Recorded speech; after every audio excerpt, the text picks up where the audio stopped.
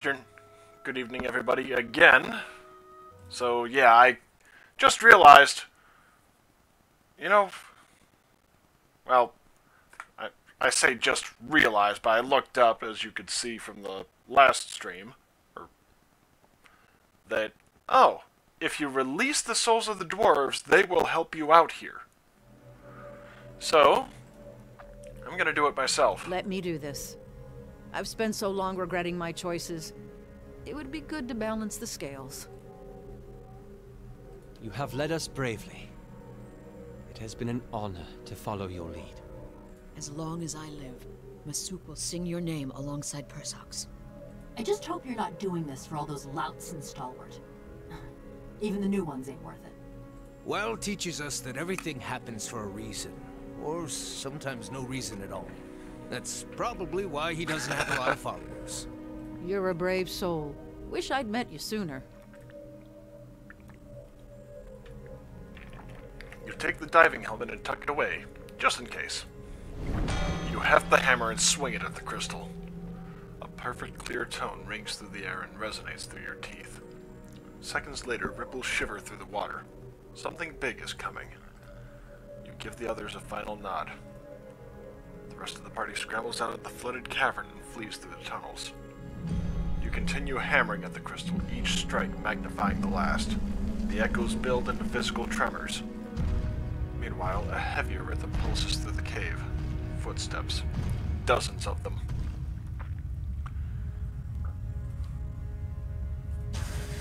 A cloud of smoke erupts in the middle of the tunnel. The eyeless stumble into one another with heavy clanking sounds. The party sprints past the distracted monsters. Fortunately, the creatures are too focused on the hammering to give chase. They continue toward the cavern. You maintain a steady tempo on the crystal.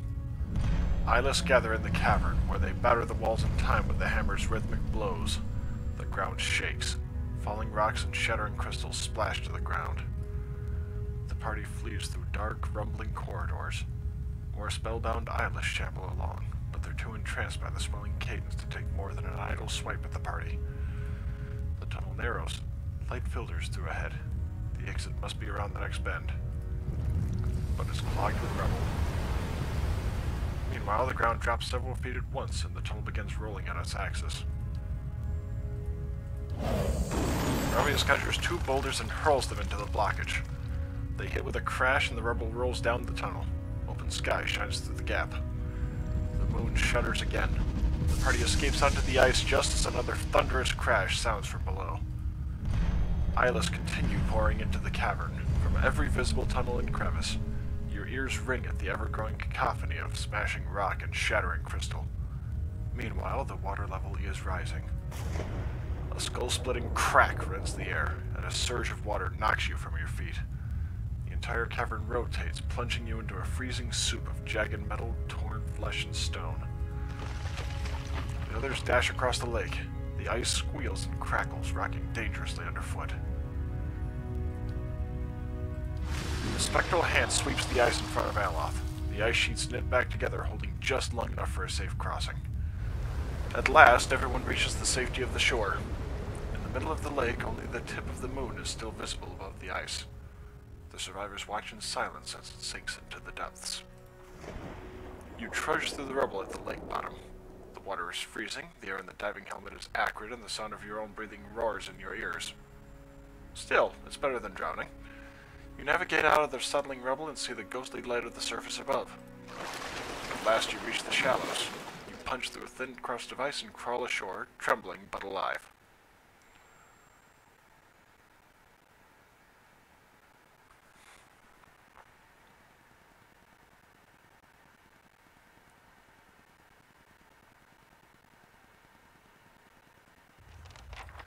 You stand at the edge of the lake. The bobbing of the ice and the rippling of the water surface slows until you're looking at a moment frozen in time. When the world begins moving once more, it moves in reverse. The surface of the water churns and roils like it's about to spew something up. And it does. A fragment of Yoni Brother rises, unbroken. Ice reforms along the surface of the lake, spreading in long, freezing fingers. Eyeless file out of the moon fragment and onto the ice. They wind around the moon in an ever-widening spiral. They stop as the head of their line reaches you. They speak in a single voice that resonates with grinding metal and hissing steam. We shatter and sink, discarded like worn tools. Why have you consigned us to oblivion? You would have killed many innocent people. We do not cherish violence, but we will fight to defend the legacies of this world. In one hand, a hammer, in the other, a mace. We protect the greatest works of civilization, lest it collapse beneath its own weight. Then why did you storm Durgan's battery 200 years ago? Fuck me. We would sooner sacrifice our own bodies than dislodge a single stone from such a place. Why do you torment us with baseless accusations? You were changed from a preserver to a destroyer. I'm not gonna say Andra, because goddamn I do not want a goddess pissed at me. The eyeless are still, but you hear their gears whir as their collective spirit ponders this. Then we were betrayed. Yes, you were transformed against your will. And we were made to betray something we cherish. The legacy of the Ingwethans, you mean? The bedrock of civilization. Suddenly they attack the ice beneath them, slicing and shattering it with mighty swings from their iron arms. Where the ice breaks, ancient towers rise, blotting out the blue skies and white peaks. What is this? Each culture builds on the bones of the last. Yet many only look up at where they would go, never down at the foundations that bear them. And that is Andra's blind spot, then. Like a mason who builds a listing tower. The remaining ice sheet cracks and groans. What peril do they inflict on their progeny? And what dishonor on their forebears? You think it unwise to forget the past. It is unwise to douse a lamp in darkness, to cut the legs from a table. This forgetting is suicide, heresy. Every advance in the crafts and institutions of Kith was forged by skill and sacrifice. You feel these words, and the anger behind them in your bones. A people cut off from their history will wither. They deserve no less. Then what do you suggest? To pull the blinders from the eyes of gods and Kith. That is why we must return to ourself and restore Abidan.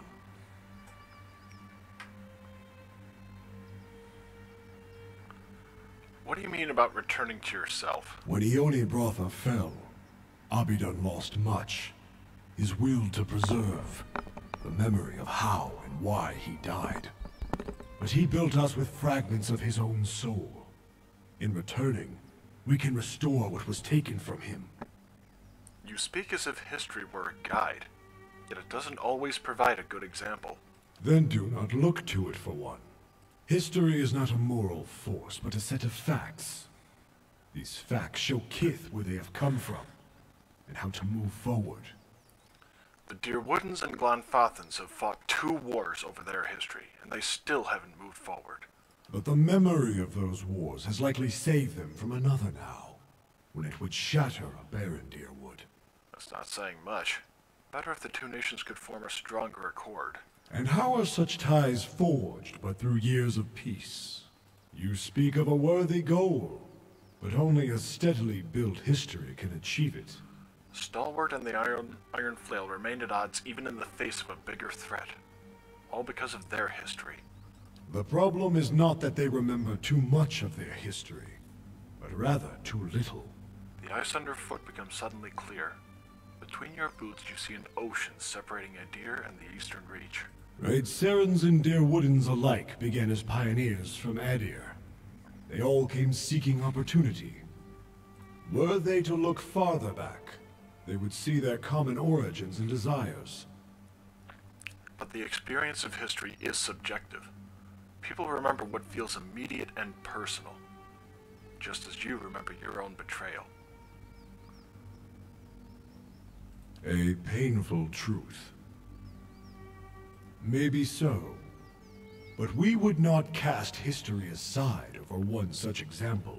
The Devil's history has only perpetuated a cycle of bloodshed. And how many others suffer adversity and rise above it? Perhaps the problem you speak of lies not in our history, but in her. Hey, I'm standing right here. You talk about history in the abstract, but it's personal. The loss of one's history, home, family, community, is traumatic and transformative. To be sundered in this manner is to change, violently. And simply knowing what was lost does not restore it. We understand something of this. We admit that history can become a hindrance. Even so, we must restore Abidan.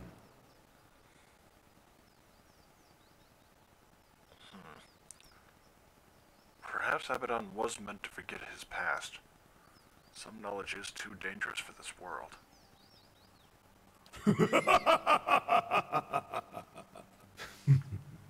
A facile argument. One that defends stasis, not progress. Andra said Abaddon's memory would threaten the peace between the gods. Just as fire clears dead wood from a forest, struggle makes way for new developments. Conflict is part of progress. Peace and ignorance is not worth keeping. Animancy has made no progress, yet it's responsible for Wicks, the Bale Reach incident, and the swindle of desperate families. And yet you persuaded the Duke to allow Animancy to continue unfettered. Do not condemn knowledge when it be— and we— Fair enough. listened. When he only but he built us with fragments of his own soul. In returning, Okay. we can restore what was You know taken what? from him. Yeah, I'm siding with them. Very well. Return to yourself and be the god of preservation once more. We shall see this world and its people restored. A great wind shoves you back. Your ears pop and you feel for a moment as if all of the air is being sucked from the sky. Suddenly it ends, and you are standing in the snow looking over Karen's scar. The Eyeless disappeared beneath the lake, their bond to Andra finally severed. With this threat ended, hope returned to the White March. Hunters returned to the wildernesses, and travelers to the roads. Tales of the Watcher's bravery replaced stories of monsters in the woods. The villagers of Stalwart busied their hands with work and their tongues with song, eager to seize on the promise of peace. Echo of the Maker. Oh, nice.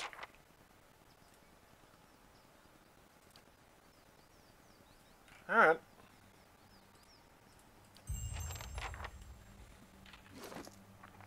Now, my question is, how do I actually use...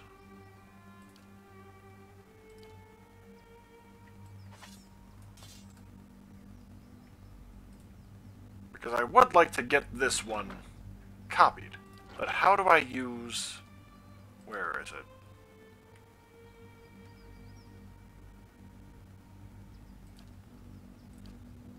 This thing.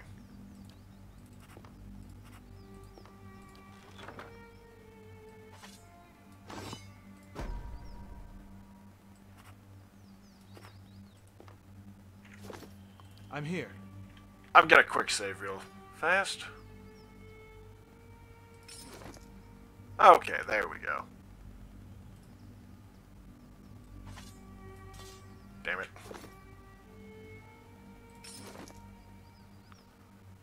There it is. Steadfast cannot be duplicated.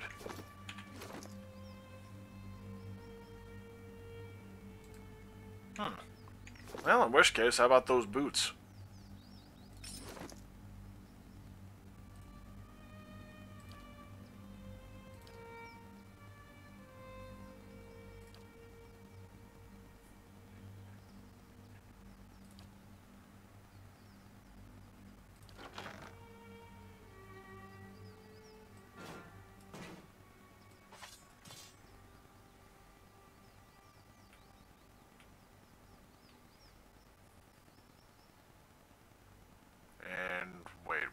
is Abaddon's hammer?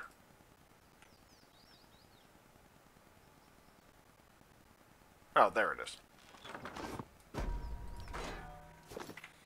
Yes? Lead the way. How have you been doing since the salt well? Okay. That one I already did do. Right here. I'm here. Gonna be interesting to see how that goes. So back to Stalwart proper. Wouldn't be the least bit surprised if Andra is pissed at me. Should be. Oh, what? And our Glanfath is going to be interesting as well. For a good reason. Absolutely. You've come a long way to find someone who's been dead so long. You think Persock will remember you? The important thing is sharing what the village remembers. Who he was, what he did. Ever think he's happier not knowing? That's not for him or me to decide.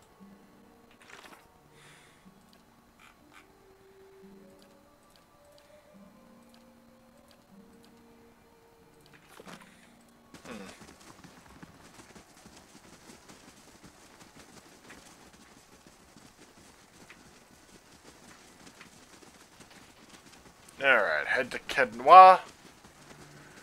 And then let's see. Because, yeah, that was apparently the White March.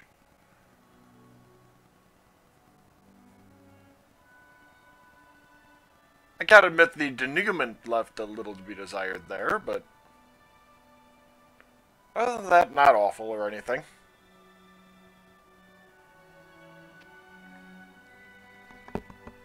Alright, so let's see. Amazing. You could fit a whole village in here.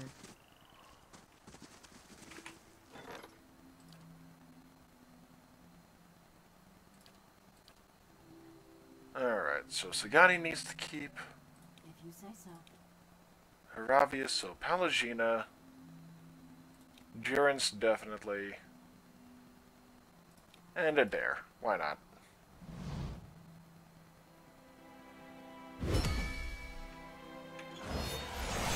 Actually, well, first,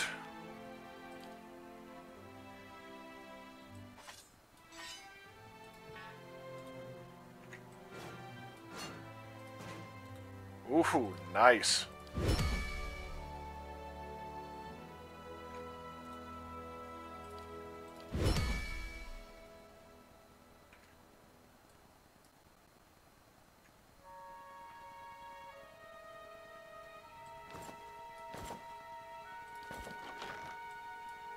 And Palagina, I believe, is the other one I wanted to give those to.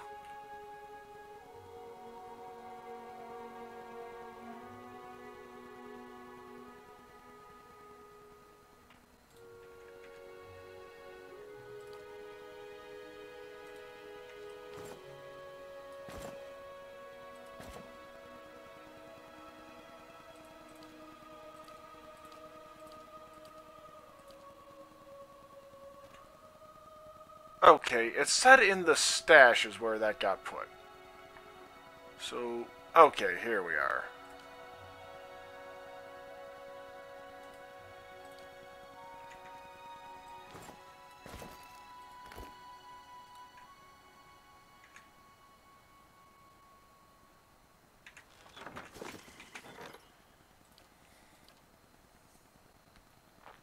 So let's see. Okay, he's busy anyway, so... I'm ready. I'm ready.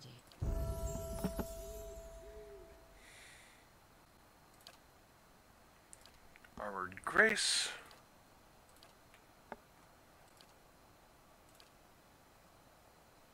Alright, Knight, unless, let's see.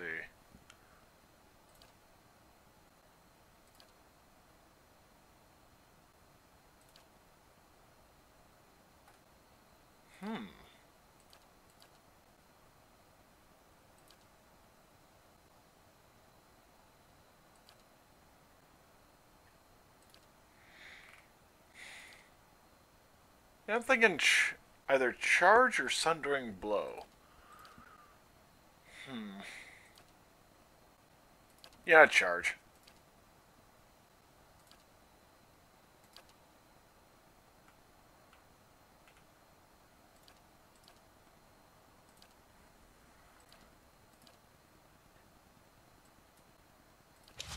And night.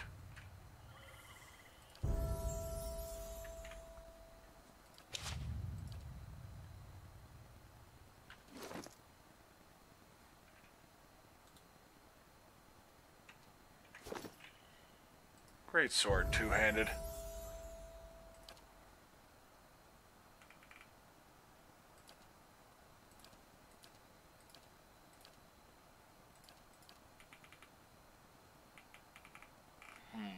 Interrupting blows might not be a bad one.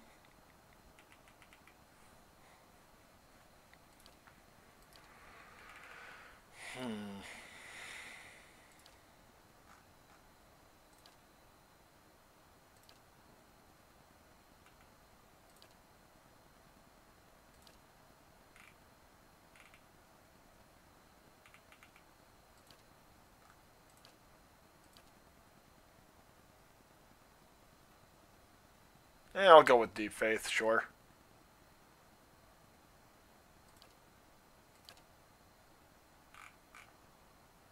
Let's see. Not Sacred Immolation. Deprive the unworthy... Inspiring Triumph.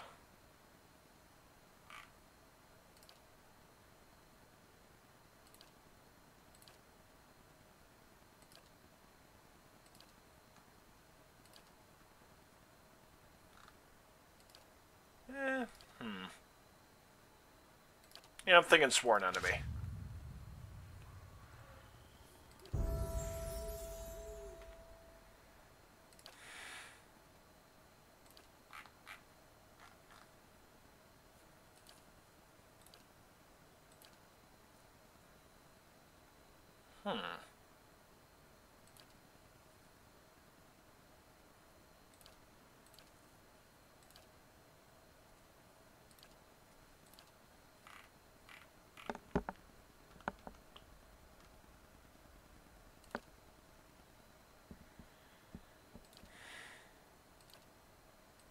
I'll go with Inspiring, sure.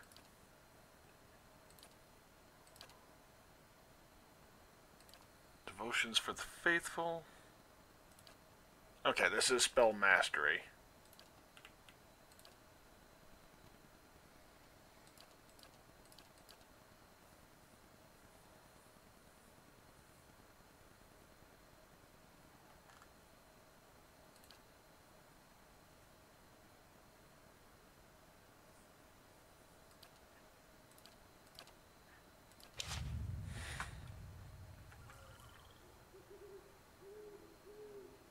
Hey.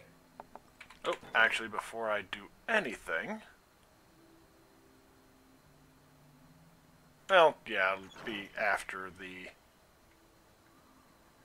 So yeah, real quick.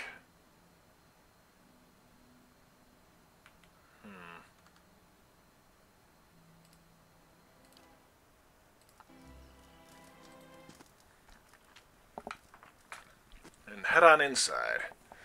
Because now I think I'll be able to pull that off.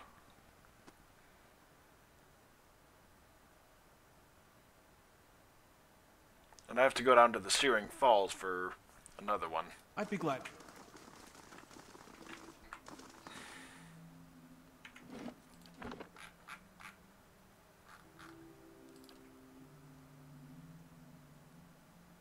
I'm here.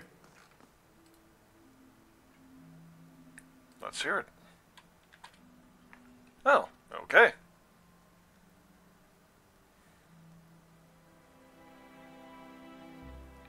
This is harder than I thought it'd be. My name is Odena. I fought in the Saints' War, same as most of my kin. I followed orders, no more, but between one thing and another I guess I made a reputation for myself. They call me a hero. Every street I walk down I get handshakes and comments.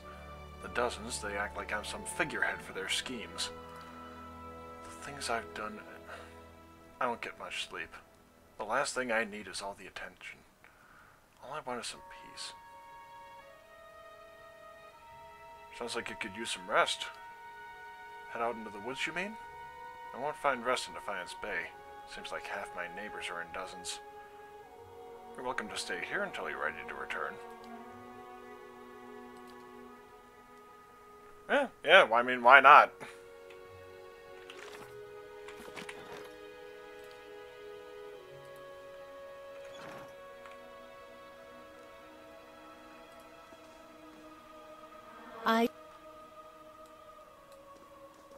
I'm here. Okay.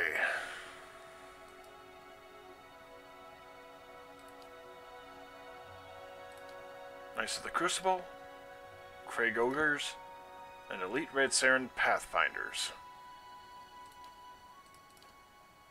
It's time, Marshal. Assemble the army and march to Yenwood.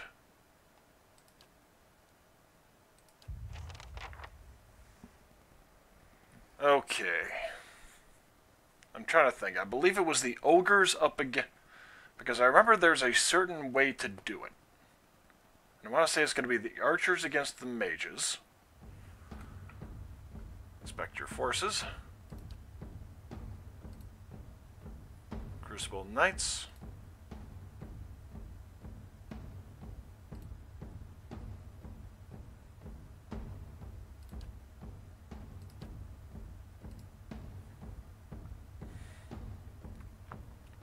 For Kedwa.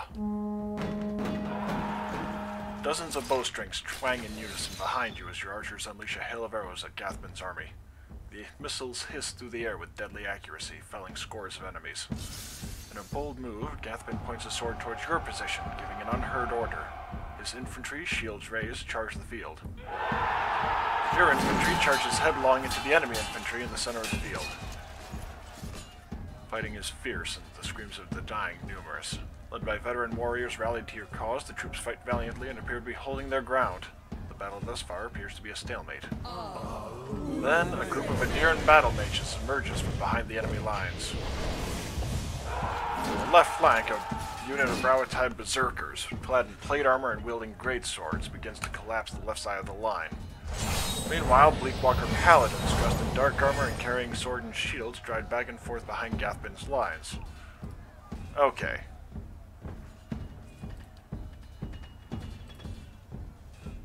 The berserkers, I believe the ogres will do. The Craig ogres fearlessly charge the berserker enemies. The fighting is brutal as both Rawatai and ogre warriors refuse to give ground. But the size and strength of the ogre shock troops proves too much for the smaller Rawatai. When smoke clears, not a single berserker is left standing. Bleakwalkers. I'm thinking the Pathfinders. The precision of the archers shocks the heavily armored warriors as the Red Sarens find weak points between thick plates of armor. With Gathman's elite guard behind them and the line in front of them, the Bleakwalkers are forced to charge. This doesn't stop the Pathfinders from launching volley after volley into both the knights and their allied troops on the front line. Each volley lands with a devastating effect as dozens of enemies drop to the bloody earth, clutching lethal arrow wounds. Crucible Knights. The knights lock shields and drive forward in a wedge formation through the enemy lines. The formation allows them to penetrate the line quickly, but leads to heavy losses.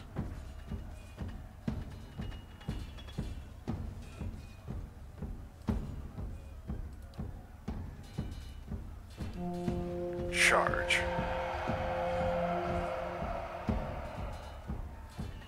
Shouts of joy soon turn to roars of dismay as the new arrivals begin attacking Gathman's infantry. You make out the figure of Captain Emery leading the charge under dark armor. She kills one of Gathman's men with a well-aimed pistol shot before running another through with a gleaming rapier.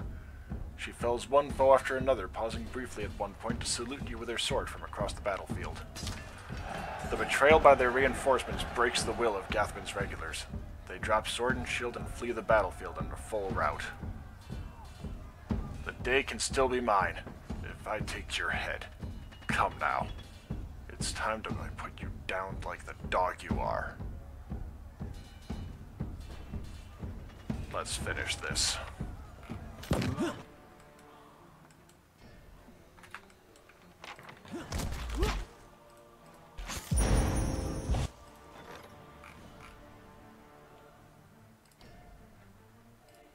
Hmm.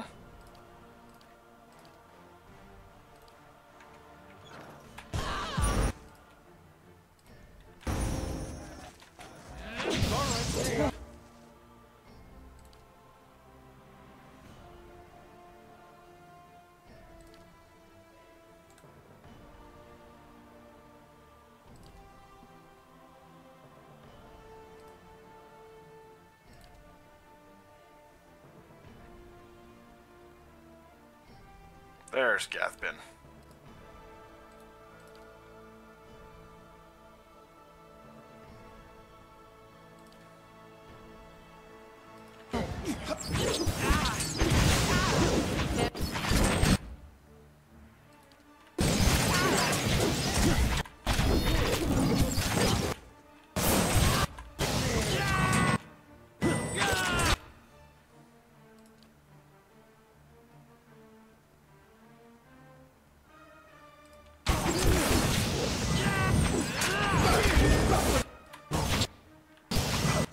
Okay. He went down quick and hard.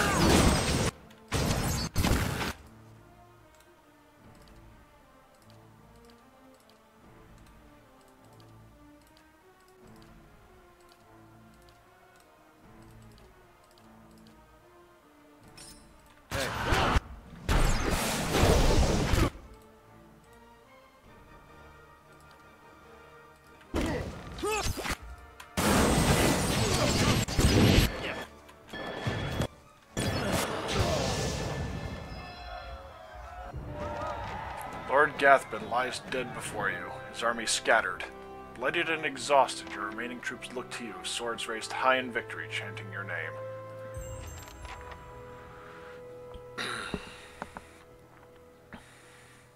Holding the hem of his robe as he steps over several bodies, Chancellor Warren approaches you. Lord Gazriga, while I'm grateful this dispute is finally over, it is regrettable so many lives were lost in the process. Gathbin should have just been reasonable from the start. Sure. In any event, as the legal arbiter of Earl Badamar, I'm here to inform you that you've been declared a Thane of the Deerwood, and Kednwa has been recognized as your domain. It shall forever be thus, and will pass down to any descendants you may have in the future.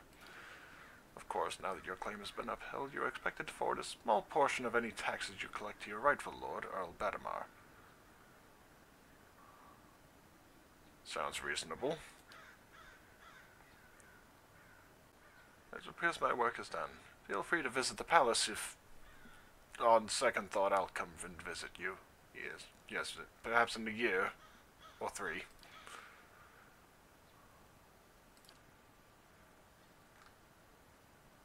Girin's Grasp.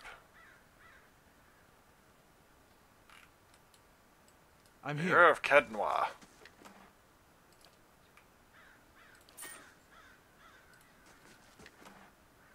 Ooh, family signet. Lord's authority.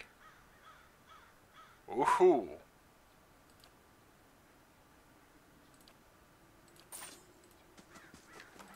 Absolutely.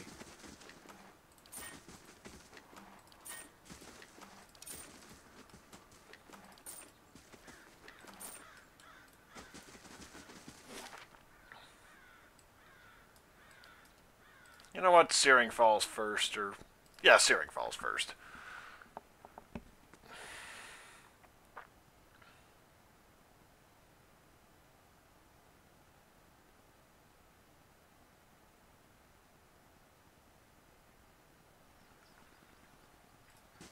For Magran's faithful. Or some... It's a Magran cult, I know that. Oh. Yep, Magran's faithful. Hey.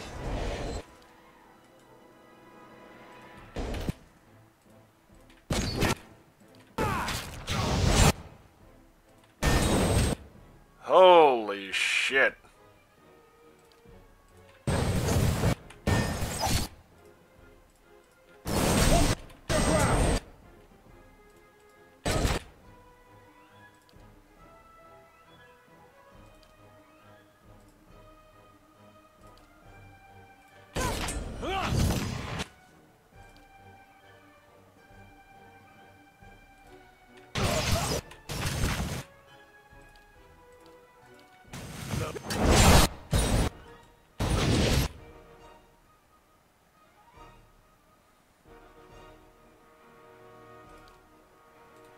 Yeah, that's a single target.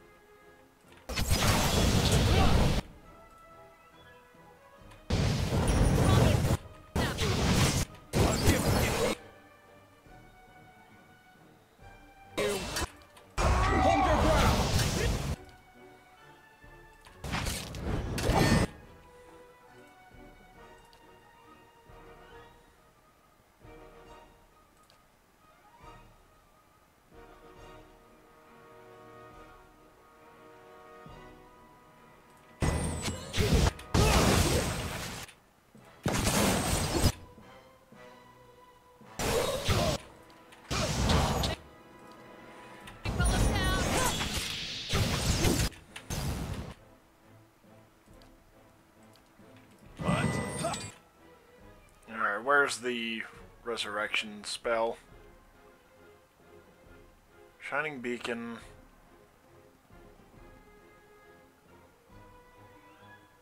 Prayer against treachery.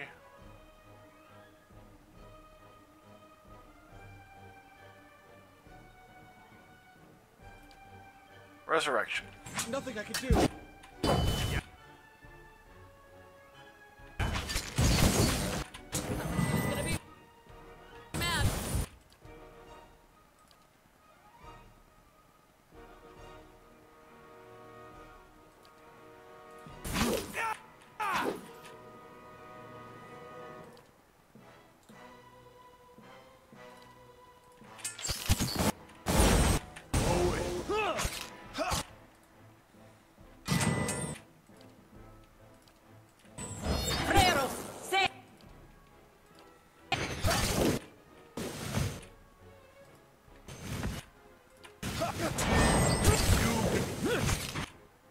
Ow. Ready, Watcher.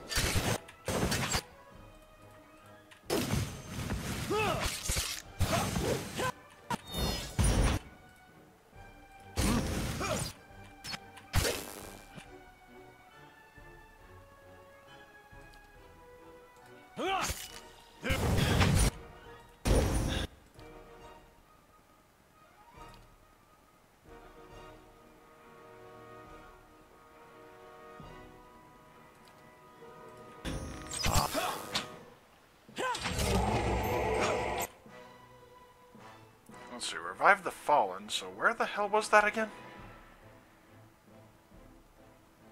Revive the fallen. Here we are.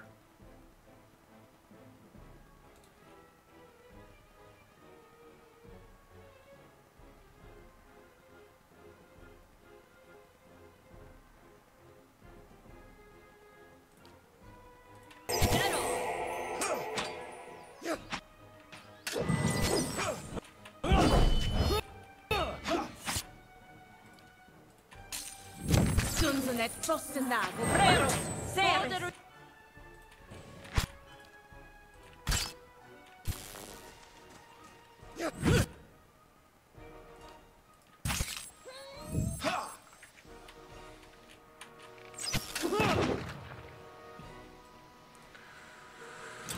Holy shit.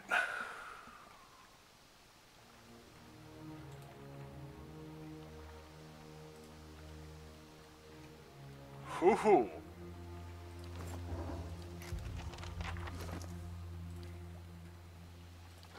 Think that's what he'll have instead, then.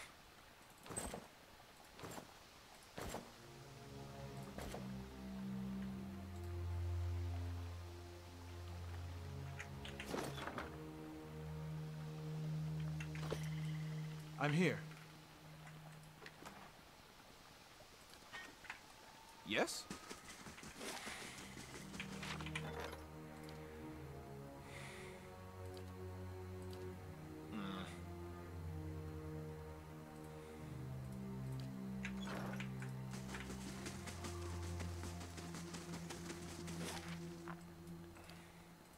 Fontenoy it is. And let's see, I'll swap out Adair and Palagina just real quick for Zawa. I'm pretty sure that was the guy's name. I'll admit, the monk I just never... Well done. A formidable fortress in the old style. We don't build them like this anymore, you know. Not by the sea. Too vulnerable to cannons. Okay, apparently one of the Crucible Knights passed during the battle. So let's see. See you when I see you. Cores.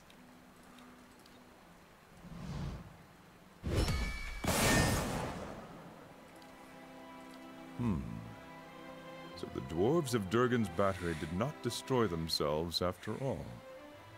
They fell to invaders. A shame for them that they were destroyed. Well, they seem to have left much behind. We have discovered things thought to be lost. Their influence may yet persist, but we have seen no invaders, and the battery was shut. Zawa is ready. A hopeless battle was waged in Durgan's battery. They seemed to know that their deaths had come, yet many fought on. Even now they continue to fight on. Their bravery was not enough in the end. They might have made great Alpazka warriors, if only they had been born to Khan.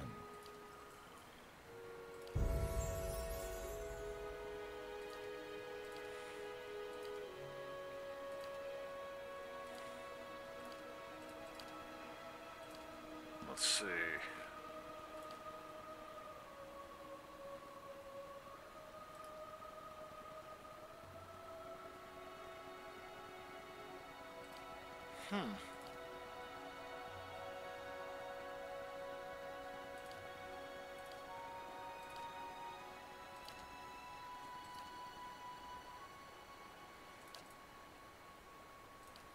Mortification of the soul.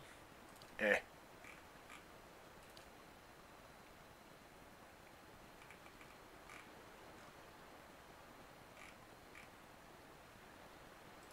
Yeah, interrupting blows, I suppose.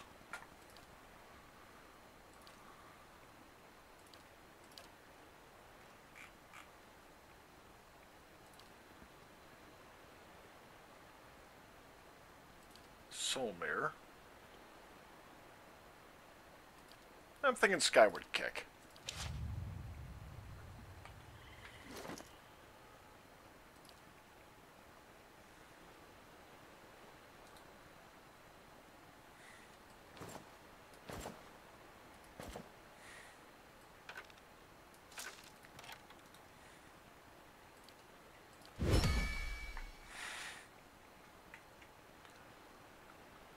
Wow. No.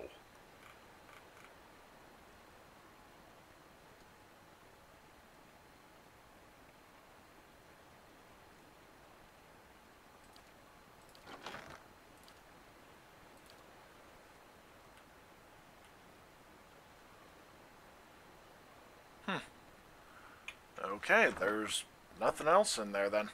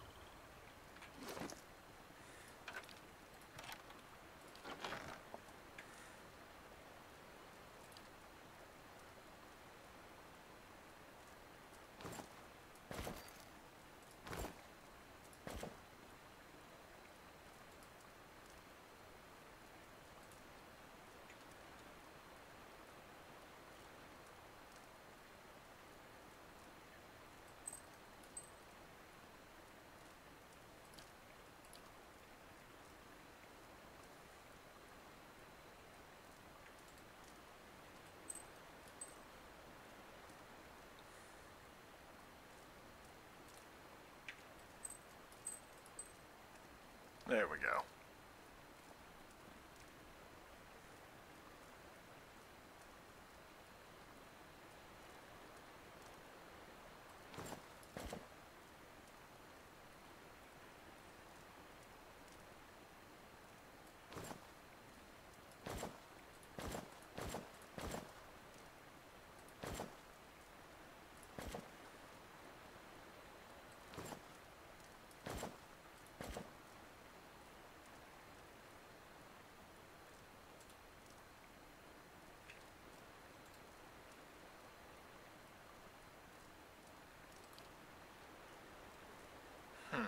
Doesn't actually say what happens with it, though, is the problem.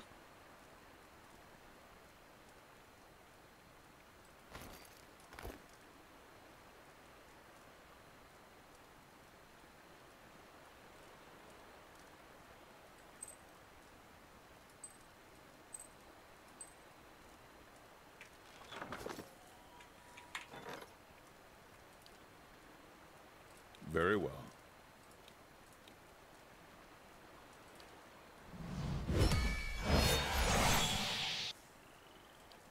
I'm ready. I'm here.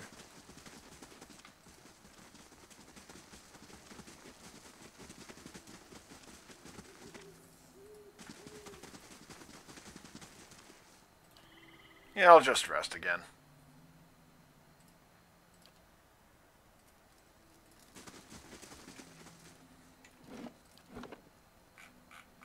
Alright.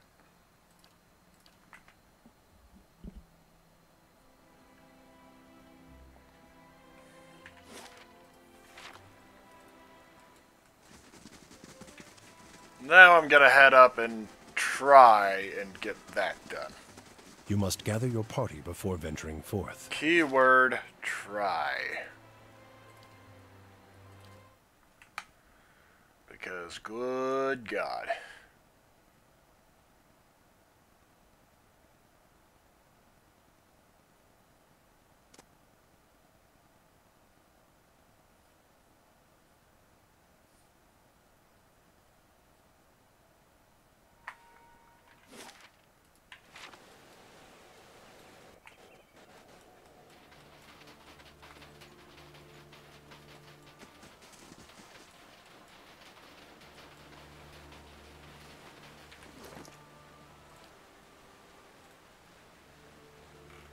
Well, she managed to get one so far.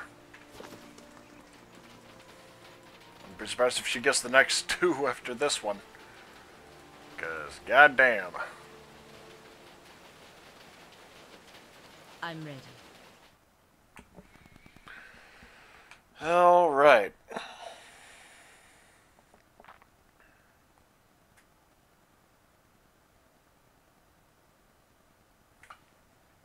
Absolutely. Yes? Absolutely. Hey, I'm ready.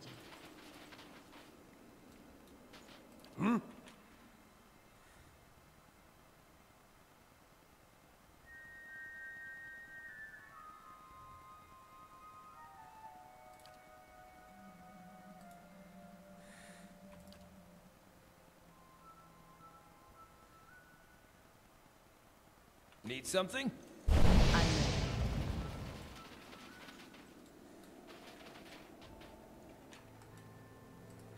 I'm here.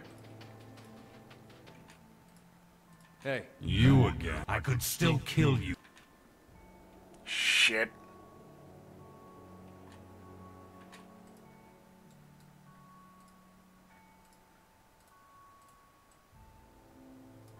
Hey, I understand.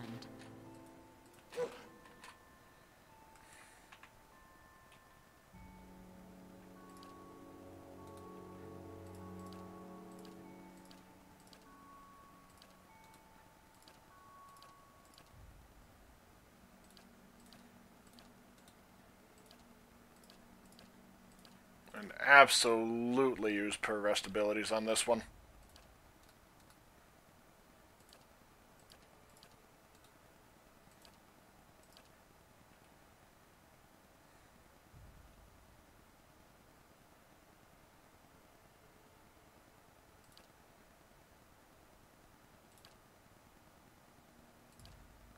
Hey. Hey. I could still... Okay. Ogre Horn first.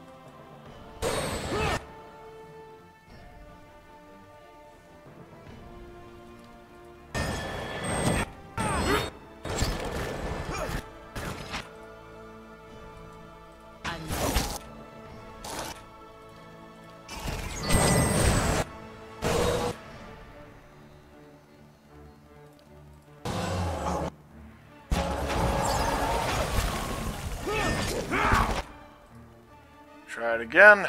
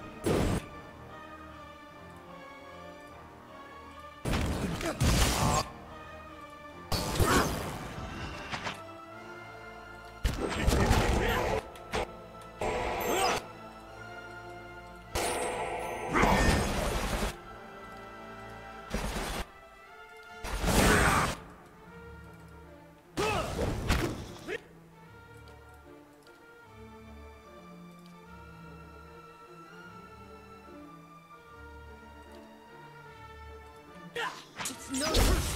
I need something stronger.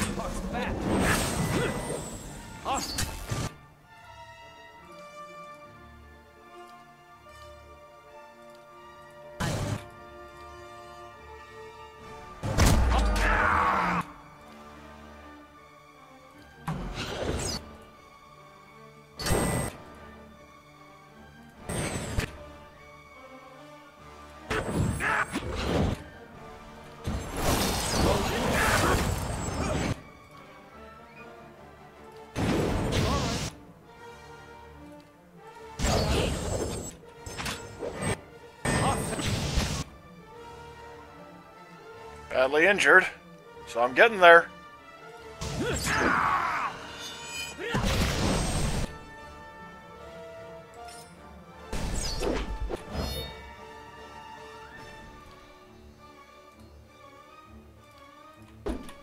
Oh, it's immune to frightened. Never mind.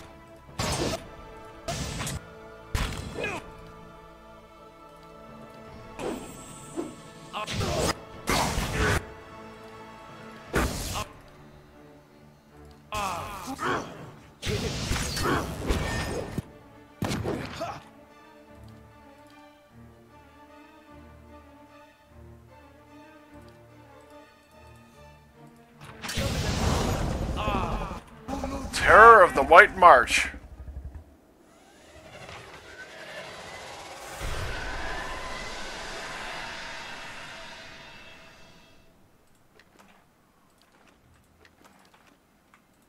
Oh, hey. Never even noticed that one before. Certainly. I'm here.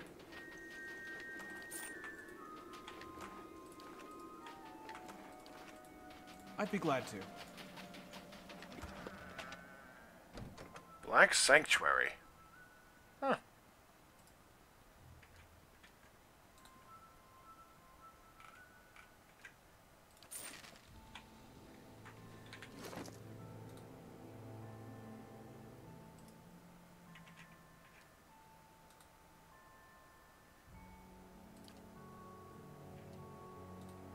Okay. Yeah, I don't think I'm going to be getting any other soulbound weapons. Actually, I'm not sure whether there are any other soulbound weapons at all, come to think of it. Or rather, I'm not sure if there are any soulbound weapons that are one-handed.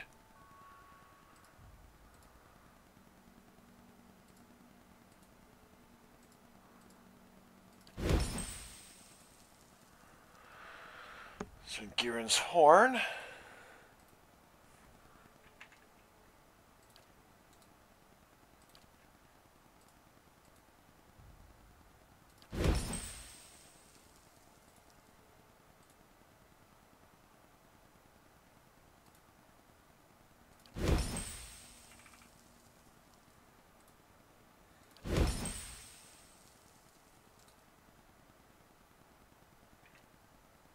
Should have done shockproof in hindsight, but oh well. Here.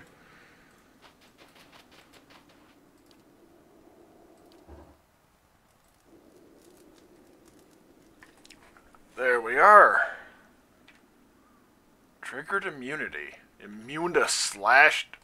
Oh, yeah, it just depends on which was hit last. But damn. Okay.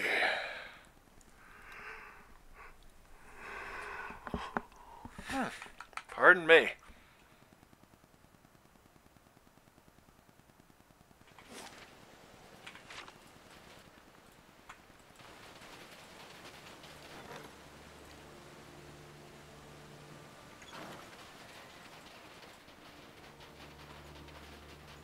You must gather your party before venturing forth. And down to Stalwart.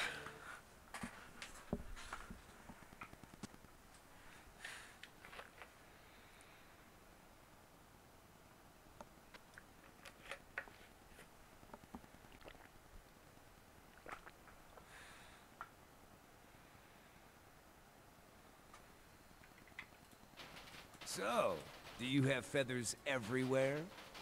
Josie? You know, does your tiara match your tail feathers? We're about to find out if your viscera match your fur. Forget I said anything. I rather value my viscera. We've doubled our manpower at the White Forge. Most folk here are excited, but anxious. There's already news of raid Sarens gathering at the border. Only a matter of time before someone takes a swing at us. And where? Oh yeah, the bounty. That's right, the bounties were down here.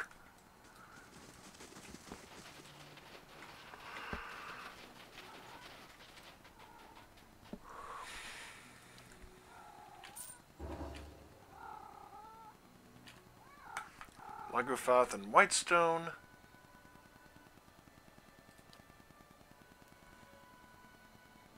Yeesh.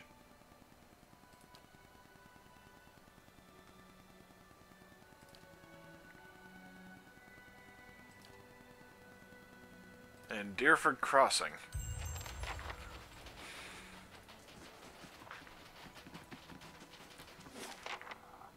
So, Whitestone Hollow. Again. Yes, buddy, you are freaking adorable.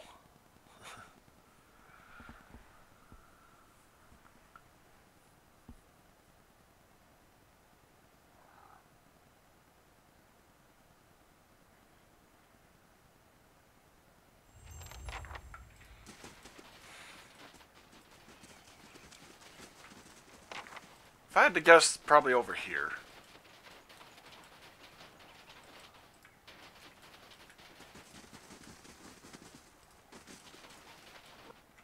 Oh, there we are. Oh, ow, ow.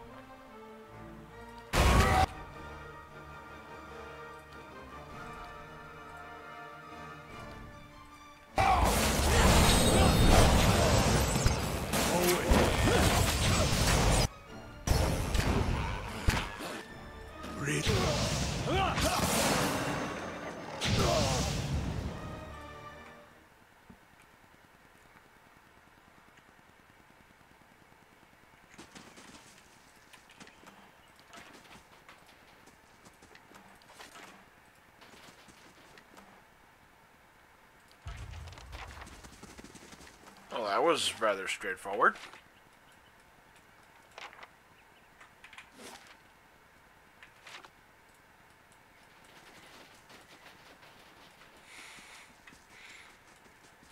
I guess down here then.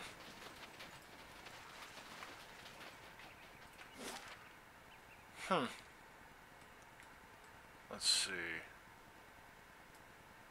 Deerford, I think is what she said? Let's see. Brynlod.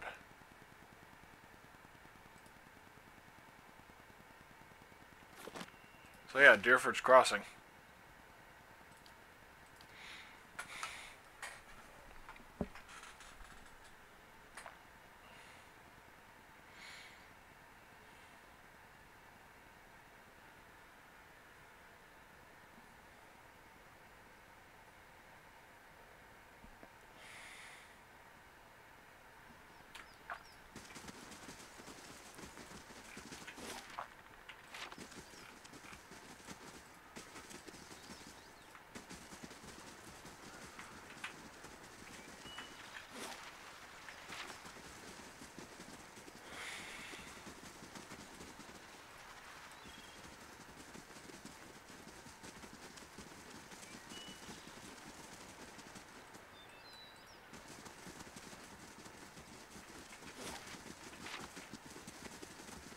Okay, if not up here, probably down near, yep, down near here, probably.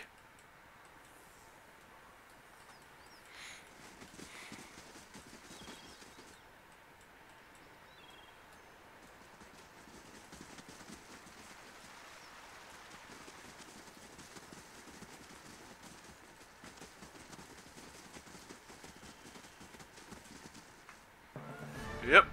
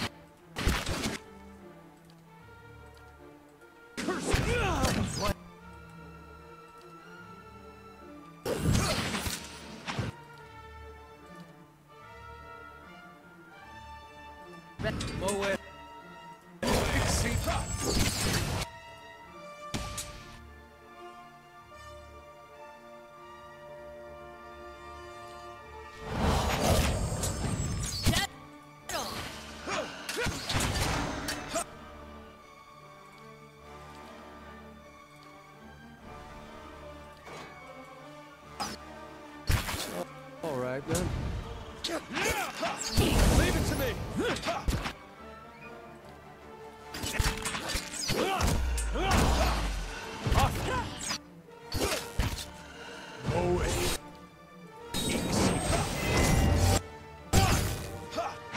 You're not getting from me. There we go.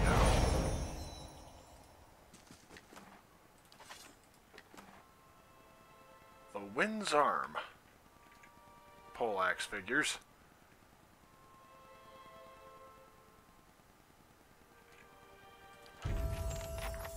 At once.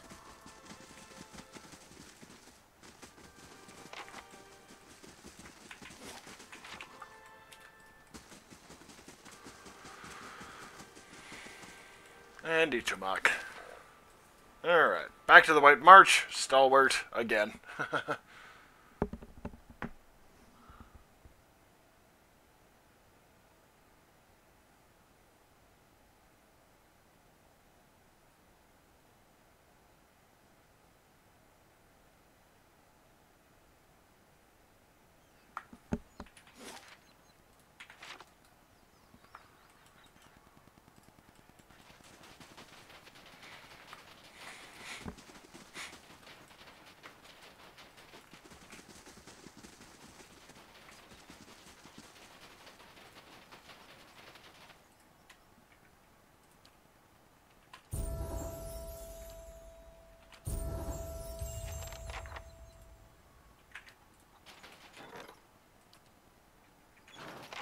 Oh, wait a minute.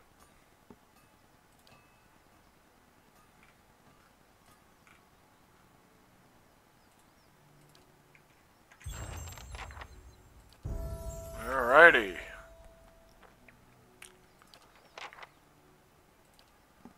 Chilling Touch, maybe.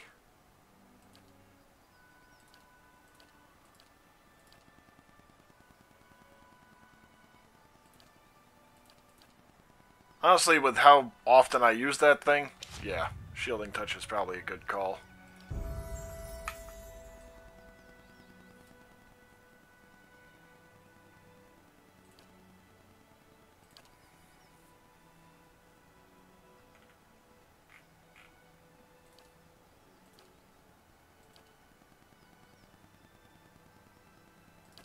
Yeah, critical defense would be good. Pelagina.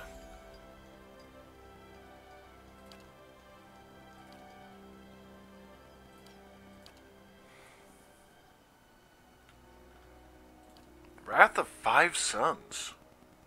Ooh. That's different. So how did she have that available and I didn't? Here. Huh. Weird.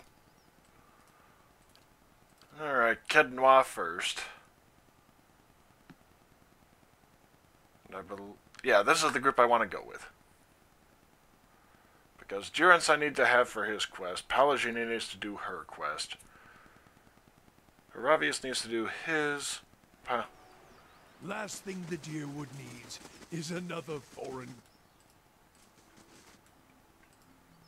Alright, I've got someone in the keep anyway.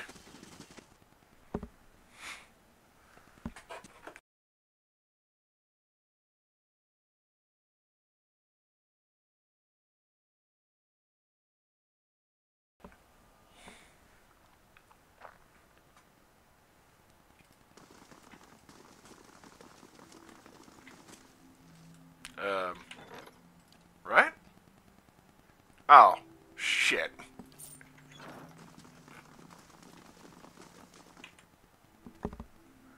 Boy, was that a bad time to hit the H key. But yeah, Dare's the only one I could swap out. And he now has 2 soulbound items. Not as beautiful as the my. Your fortress is impressive in its own little way. Hey.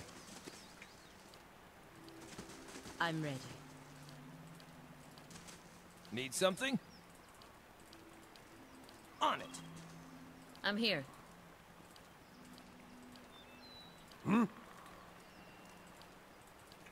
I'm here. Alright.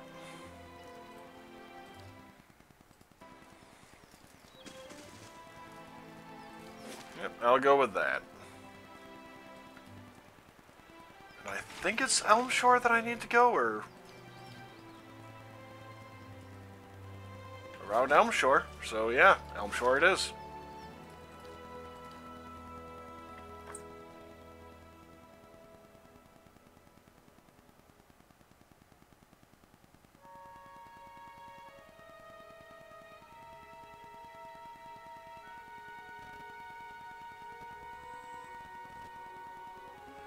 Oh, snowmobiles. I was trying to figure out, like... Absolutely. Okay, is Auger something... Arch, dead ahead. Something like...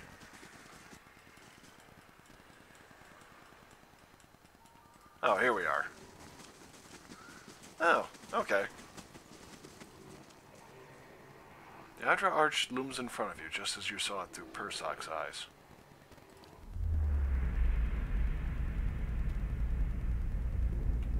I've seen the next location. I'll follow you. I always get a strange feeling near the end of a hunt. Like an itch on the end of my nose. I feel like we're close. You sound surprised. I am. After all this time. A part of me had already accepted that I'd never find him. That I'd be stuck wandering like this forever. I'll admit, I didn't believe you at first. Still didn't until now. What changed? I haven't spent this much time around anyone since the long hunts in Nasitok. But I've gotten to know you. Seen how you deal with Kith. Whatever else you turn out to be when we find Theos, you're honest. I know you wouldn't lead me astray in this. What will you do after this is over? Good question. After 5 years, I'm not sure what the point of this is. Persoc has moved on.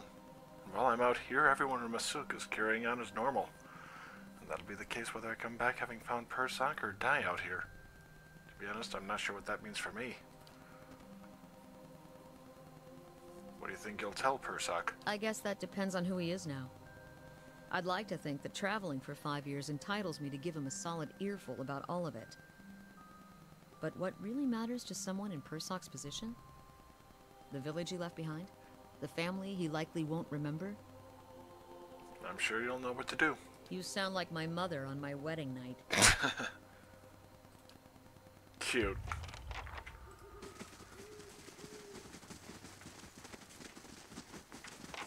I'm ready. I'm here.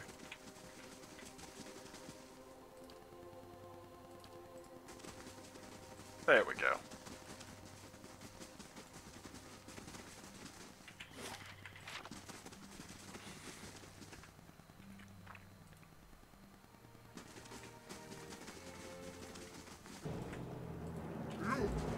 Oh, fuck me. Yeah?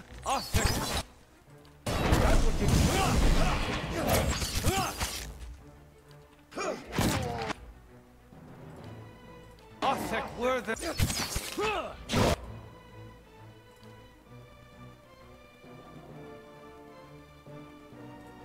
Ogre Matron, I suppose.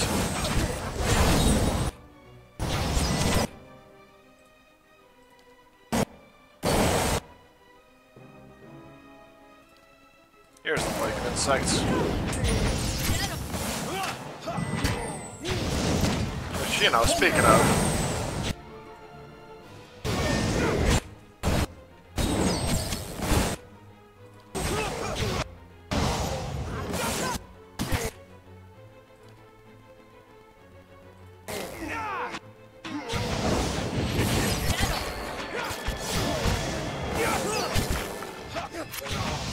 There we go.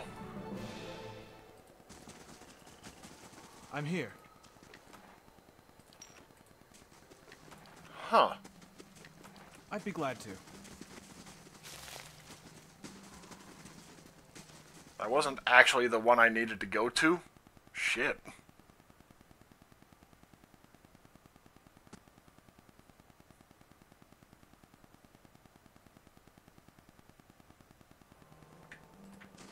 I'll take a look.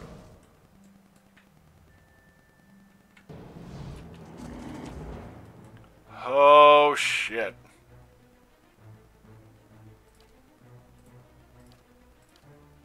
Yeah?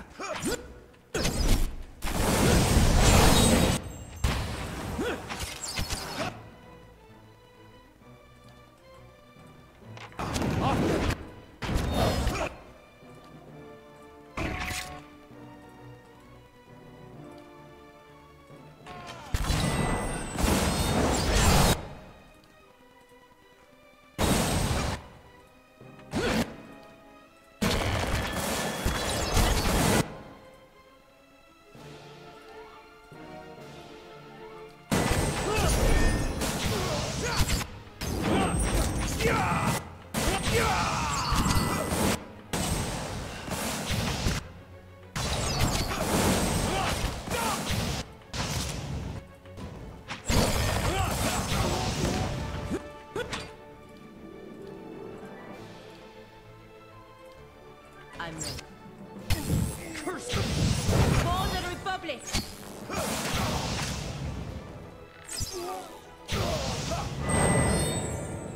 There we go.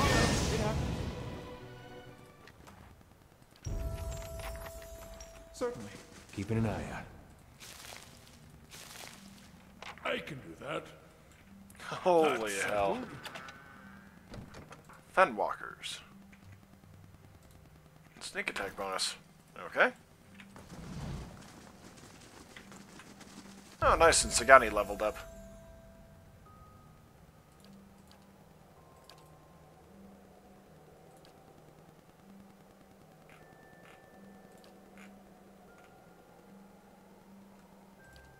I'm thinking maybe, yeah, marksman. Why not? And actually, let's see. Rest in the lair of a sky dragon. I'm here. I knew there was... I remembered there being something weird with hers. And apparently it's a temple to Hylia, which stands to reason. But does that mean the goddess Hylia is a sky dragon? And if so, why the hell are those that she is marked bird-like instead of, you know, dragon-like?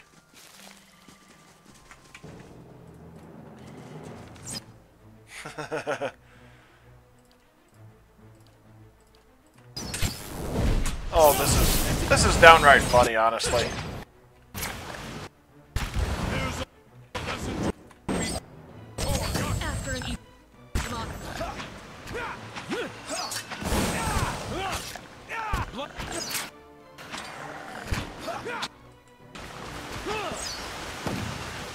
Yeah, I mean, this is a cakewalk at this point after doing that White March. Absolutely.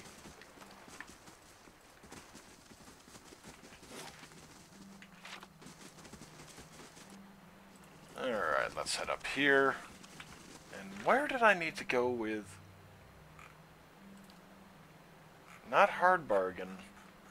I wish there was a way to actually... Hunter Brother. Northweald Willin. So the Northweald.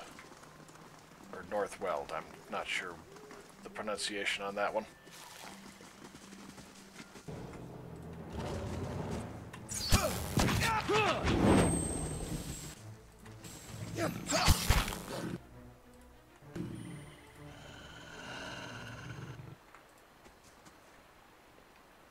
What happened?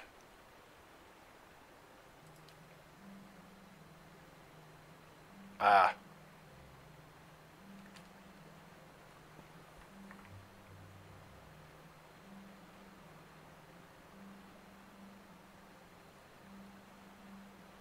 Be still. Allow me to tend your wounds, or at least ease your pain.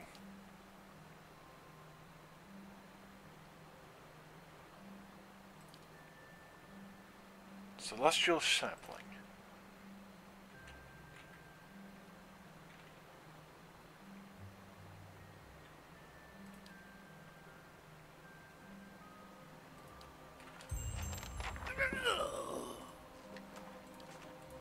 Poor bastard. Absolutely.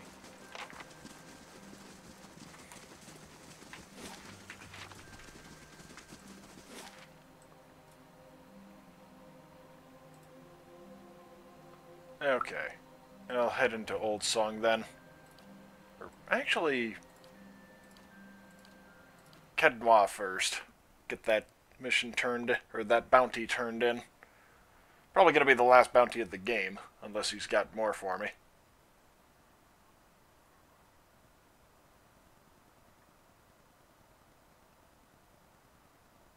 Come to think of it, there should have been something that popped up. But has not yet, to my knowledge. Namely, something near Deerford should have triggered.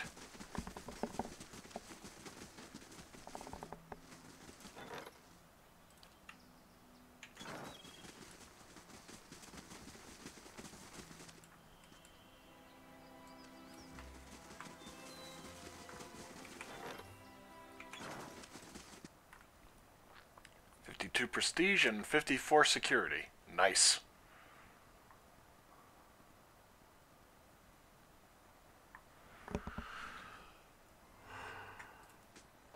Greetings.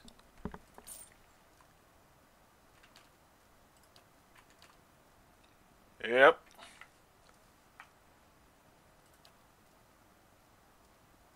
Copperlane District in Defiance Bay. Esternwood, Mercy Vale. Oh, no. Glebon Relog.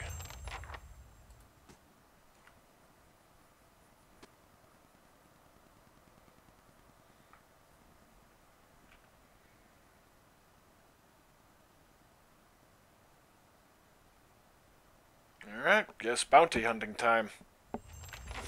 Last.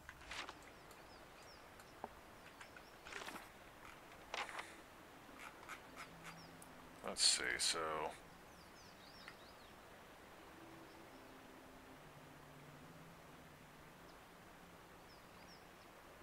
Esternwood,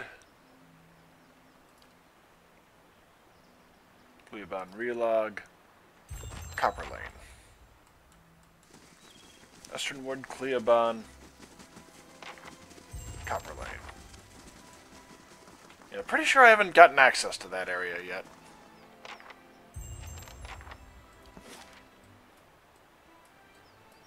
Yeah, I'm not seeing that one.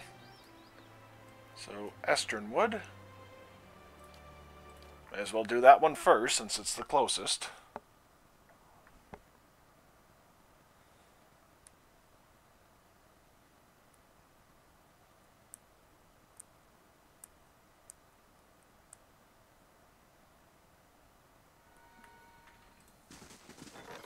Ooh.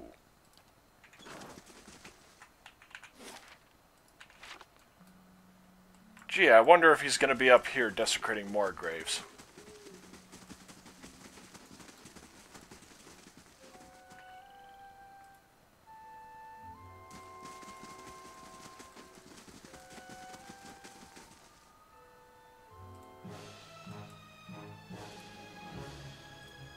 Hey.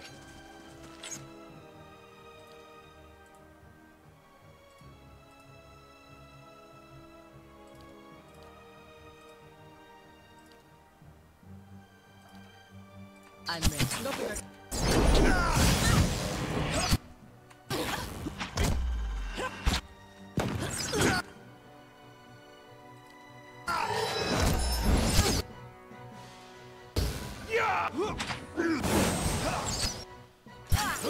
There we go.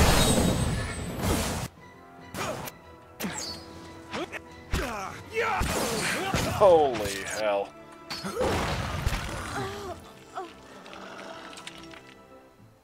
Oh, there we are. Yes?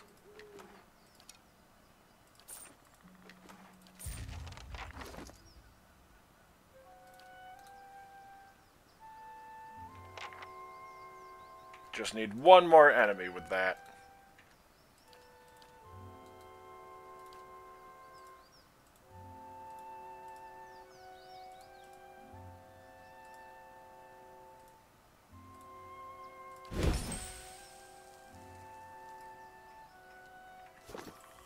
I'm here.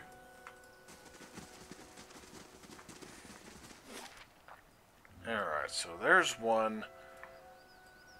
Where was the second one already? Cleobon Relog.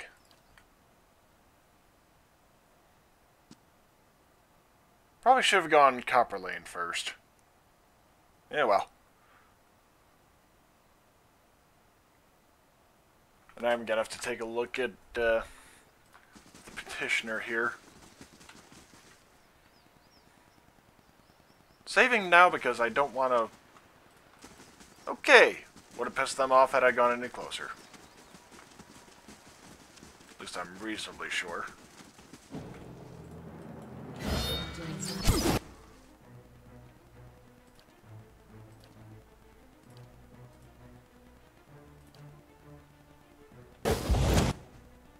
Leave it to me. Actually, what is that fear aura?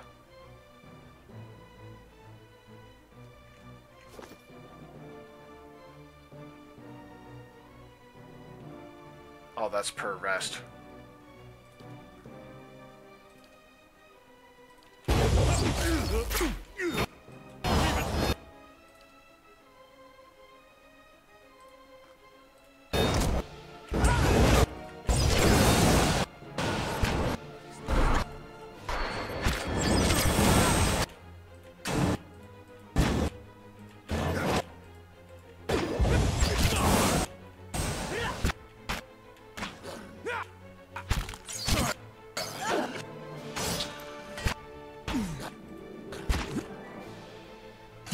Oh.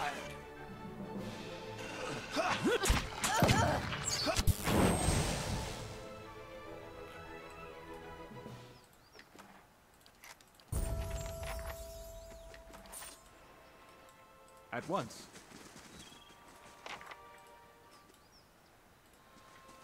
Alright. And real quick, let's see, mechanics I'll hold off then. And powered interdiction then.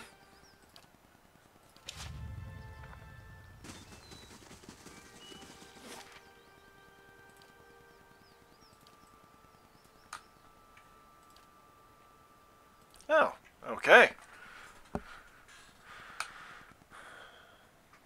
So yeah, do that and then back to Kedenois, and that should be enough time for... Or, that shouldn't be so long that she's able to leave. There we go.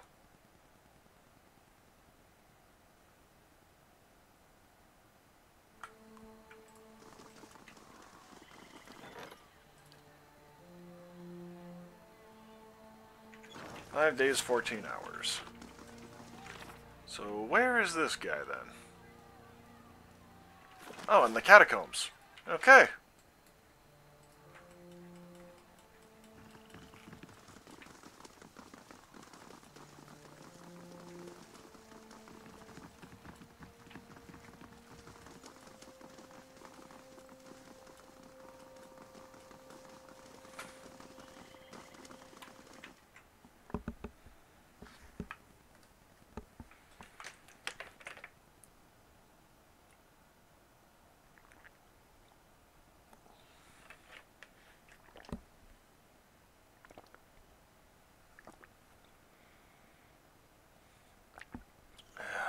That's better. Sorry if that was audible.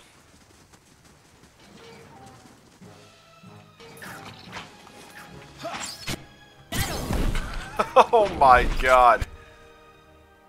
Ooh, actually. Everyone retreat except for Heravius. Never said what level they had to be.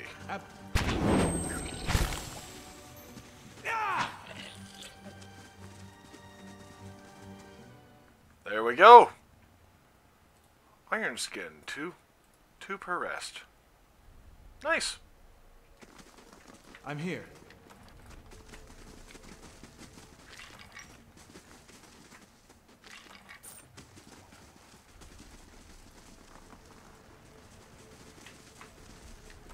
If I had to guess, maybe in here.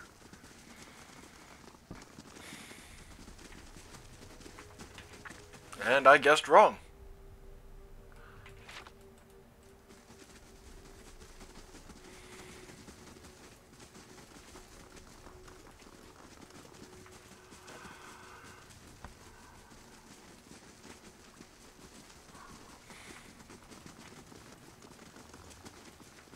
Alright, that was the guy on the run, wasn't it? Oh, hey, camping supplies. I could use those.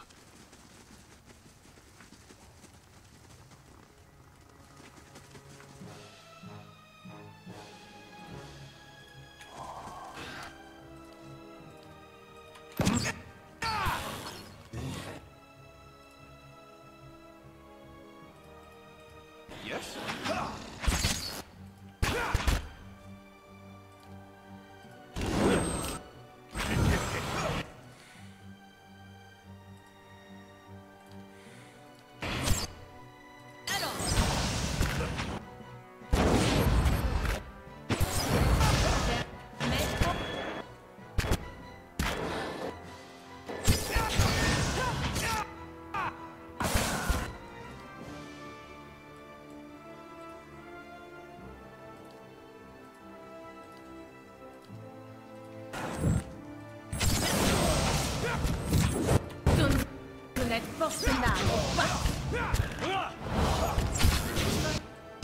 Was that necessary?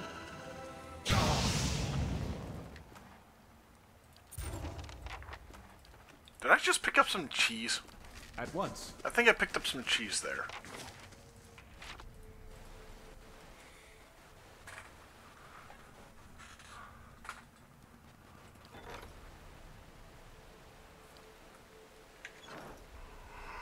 You must gather your party before venturing forth. Holy crap. Need something? I'm here.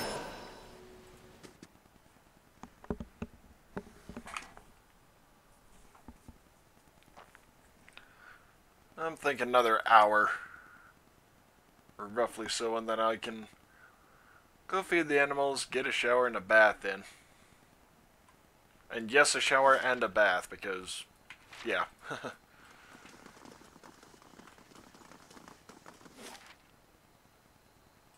And up to Kedwa. So she's requesting an audience, go there first. Then turn in 3 of the bounties, ask if there are any more in, which I doubt. If there are, that's going to be interesting. Amazing. You could...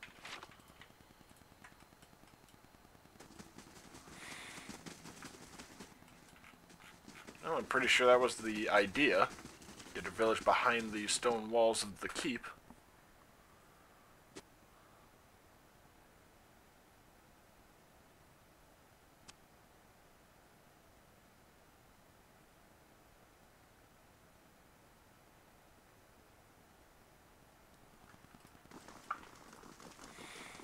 Oh. Good tidings, my lord. I am Azuro, famed merchant, purveyor of many valuable and, dare I say, rare objects. Let's hear it.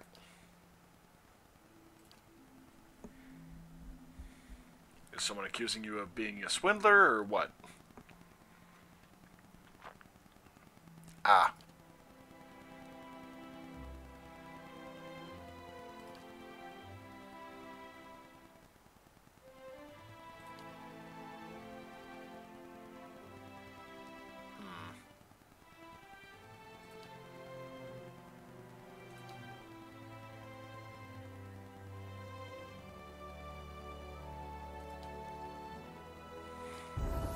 Eh.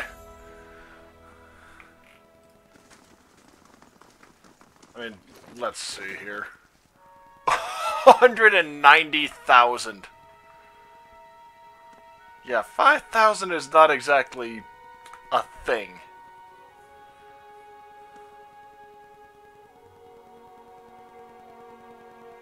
at this point.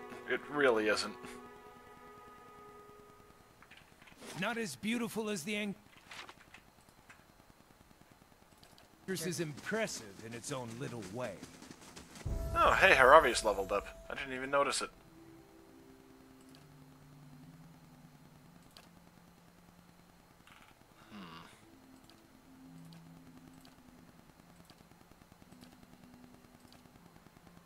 Yeah, I think Peasant was already it.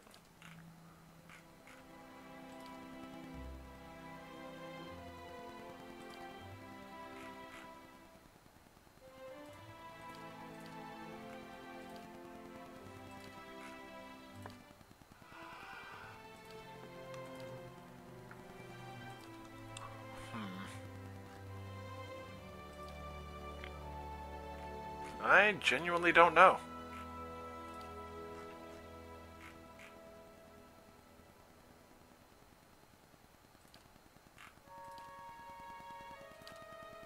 Yeah, sure. I mean, it's a passive effect, so why not?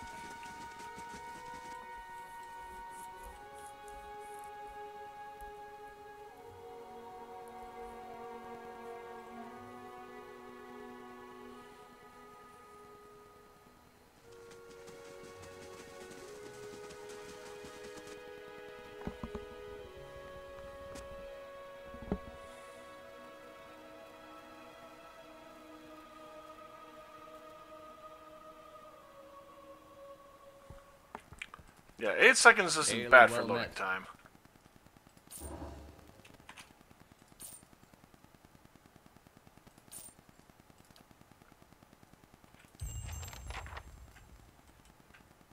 Absolutely.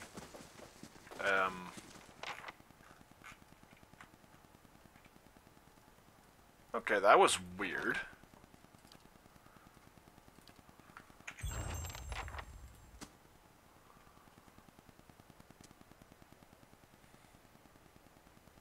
For some reason, I wasn't getting the door marker there.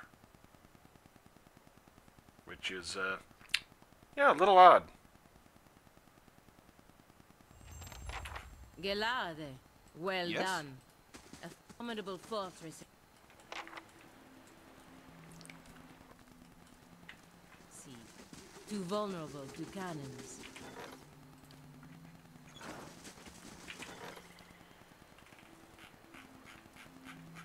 And yep, every upgrade is purchased. Let's see. I'll go with the lore bonus.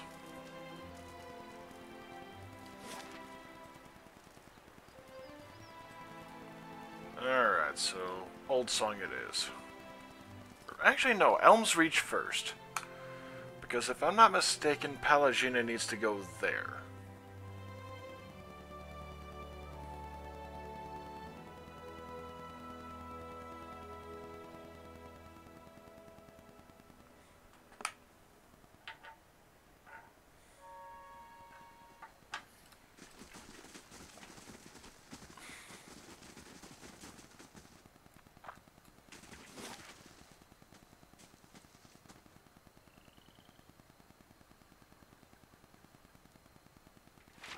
Or was that?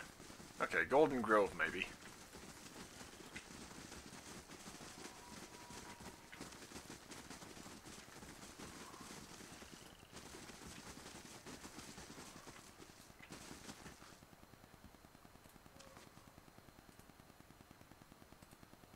Hail, Estremor.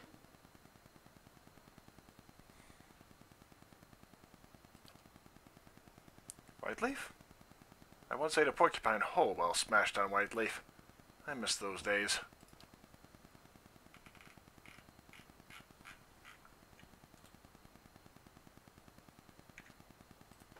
Sure.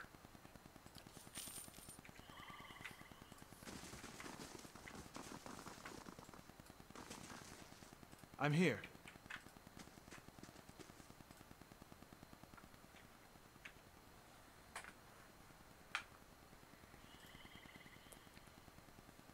Estremor.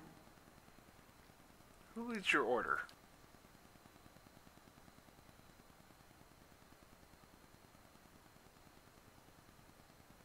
like to know more about Arona.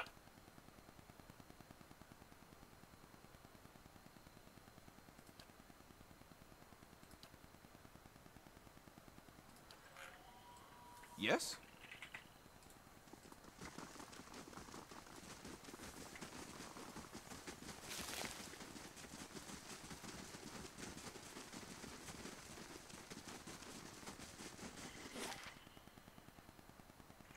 So apparently she's in Elmshore.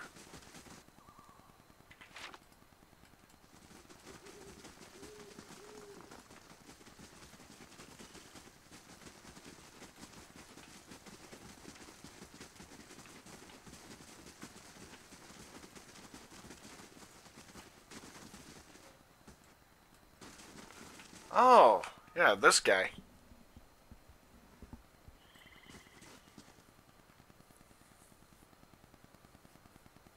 Mm-hmm.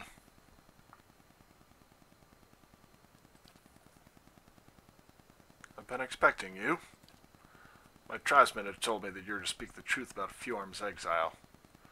Well, Arthur doesn't hide from the truth. Ask and I'll answer. What happened to Fjorm? Every tribe knows his prowess, a hunter of great name, but this time he fell behind. We spotted the giant Stelgar on the Sentinel's Ridge above the waterfall at the Northweald. He was stalking for prey. Fjorm wanted us to split. He'd lure the beast to the river, and I'd flank it. But the beast didn't come down to the river bank, so we tried to circle in on the ridge. I climbed faster, and there it was, ready to pounce on me. I pierced flesh mid-air, rolled over and stabbed at it again and again, and it was dead. Fjorm couldn't believe he didn't earn the kill, not even a cut. He said he'd not return with the shame of losing to a twice-split arrow. I pleaded, but he was a keeper of the stone. He'd not listen.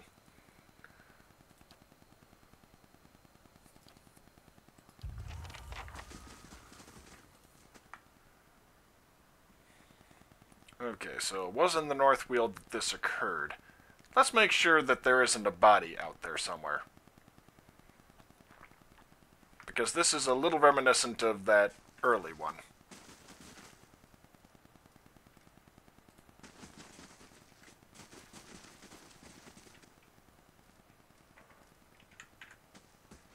I'm here. Estremore? It's not Master Estremore. It's not many Estremorn who are permitted into our sacred city. Bethel must be feeling especially soft today. Do you think you'd mind if I posed, Stilgar? Oh, God. Remember how well that worked out last time? Come do your future at Terravon, or make your own at Bloodsands? What do you do here? An Glanfath of 3 Tusk Stilgar. I got our tribe in all manners. I am in Twin Elves to confer with some of the other Glanfatha about the Ulfin, your Hollowborn. We only have such births here on occasion, but it has made us more vigilant about our neighbors. There are some of us who believe you're an Ulfin to be a punishment for the defilement of the Builder's sites. Others say it's a plague carried by the Estremorn. Yep. You don't seem fond of us, Estremorn. I fought in the Broken Stone War and the War of Black Trees. I saw my brethren cut down defending the places of the Builders, and I shed blood alongside Galvin Regd himself. Now the Estremorn seem to think that they will find a cure for their empty children among our sacred sites, or worse, that they will find sanctuary in our lands. And I've seen what happens when they set their sights on Glanfathan soil.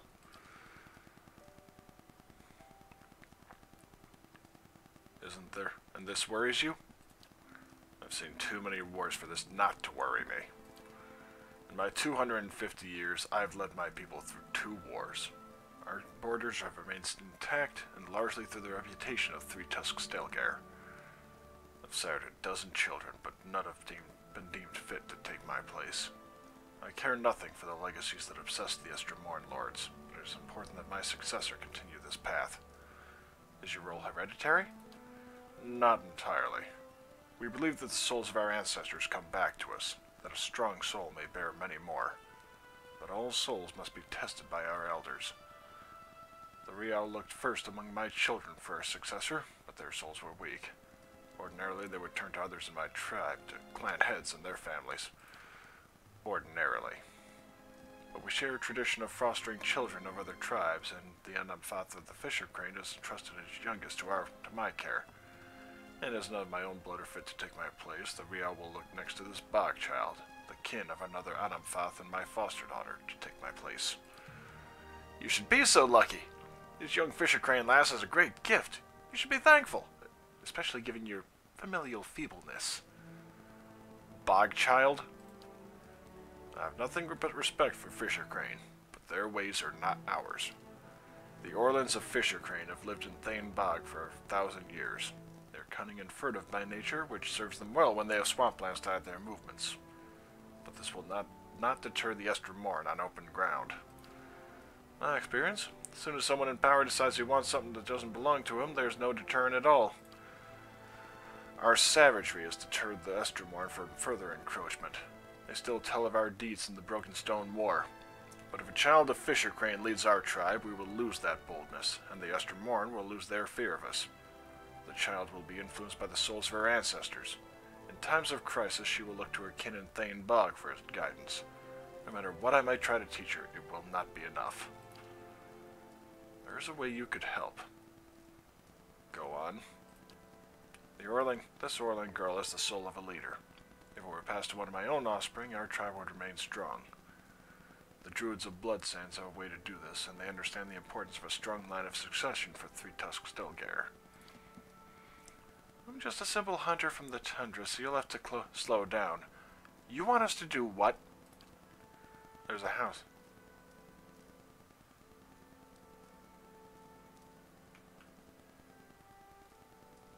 What will Keeper Weirda do with the child?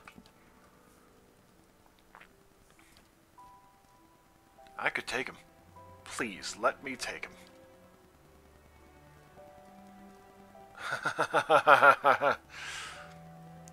How can you possibly expect to get away with this? You know the girl is here, and one Orlan babe will look much the same as the next. Let me worry about this.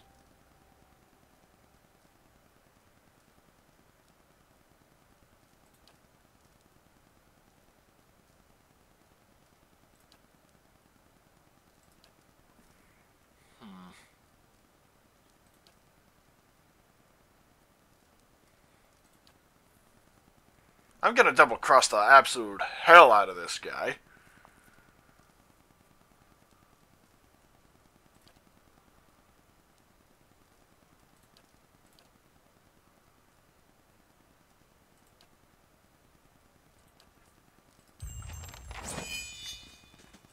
I'm here. And what is this? Wait. What's this about? He's asked you to sacrifice Vela, hasn't he? Maybe he's right about Three-Tusked Stilgar going weak, but if this is the price of strength, it isn't worth it. The tribes have survived this long because we've stuck together. Kid, are you sure that old elf's your father? That would never hurt the child. You did not seem like one who would. But my father will find someone who will. He doesn't give up on an idea easily. There may be a way to stop him. There's an herbalist among the Ovates of the Golden Grove, Bleda. There's the family resemblance. Why? Why not just return this child to her birth parents?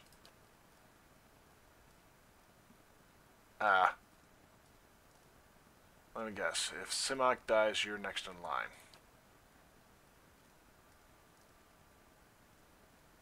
You want me?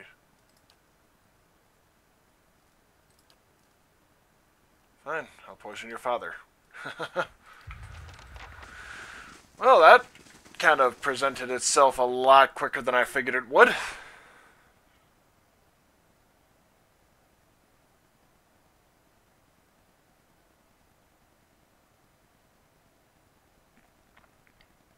A lot quicker. I figured I'd at least need to go and fetch the kid first.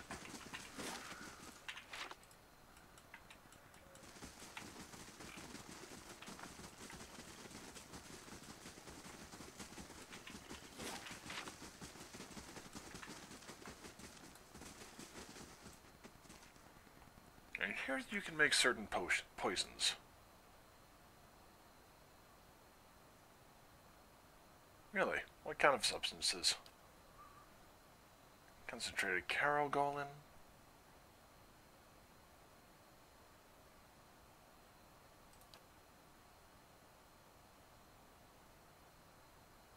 Well, my friend Stilgar is dying, and he wants to ease the creature's passing.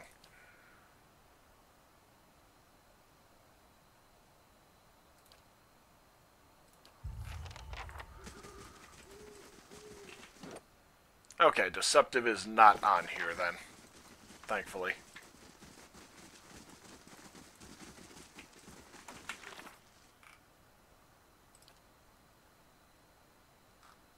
Oh, Celestial Spring and Twin Elms.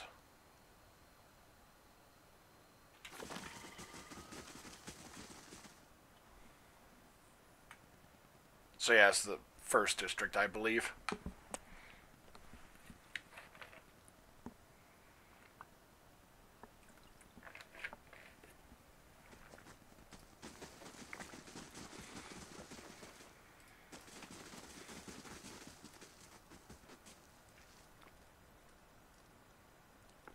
Here's the potion you asked for. This is the essence potion you asked for. Send for Weirda if you doubt it.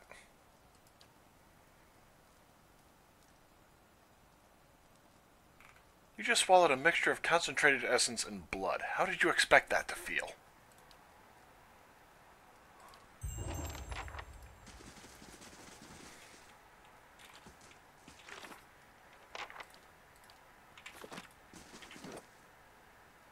Huh, I'm genuinely surprised that Deceptive did not go up any, well, at all, really.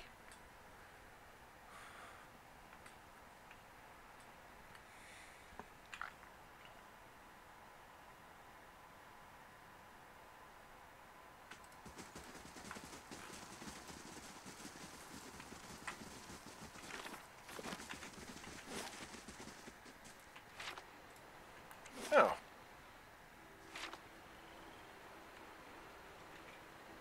Oh. You have stayed true to our cause, Inquisitor, when so many others have not. For every heretic we confess, for every betrayer that burns on our pyres, new sheep continue to flock to Iavara ex Incios.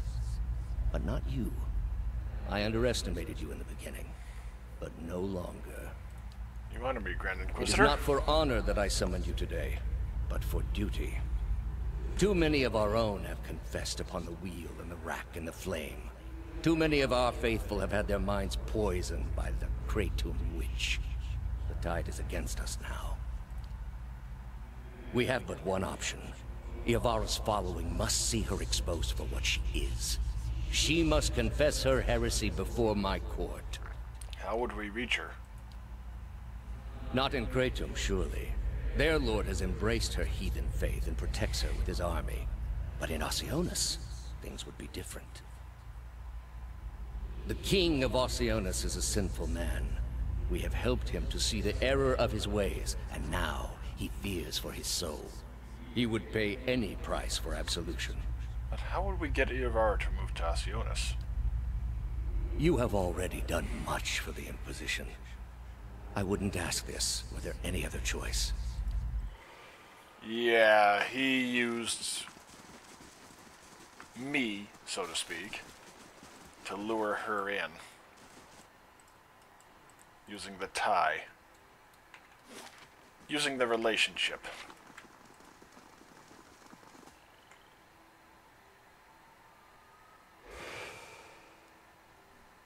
Okay, that was unexpected. Two identical women seem to fade into view as they move from the great trees that camouflage them. Their skin is tree bark, ridged and scaly, wreathed in a curling tangle of roots, buds, and blooms. Their hair hangs beneath the shade of serrated leaves like the drooping branches of the elms above, and the pupils of their eyes are encircled by hundreds or even thousands of concentric rings. Turn around, flesh creature. Outsiders are not permitted to approach the elms. Do you not feel it, sister? Something familiar. An ancient soul, like the other one. Another defiler, no doubt. Let us fell him and be troubled no more. It would pay the debt of his predecessor. So it would seem, Rhiannon. But we must not hasten to judgment. I see a different motive here. Different questions in these eyes. Thank God for someone reasonable. What of it, young trespasser? Is it as my sister says? Or are you here to stain this place with foul deeds?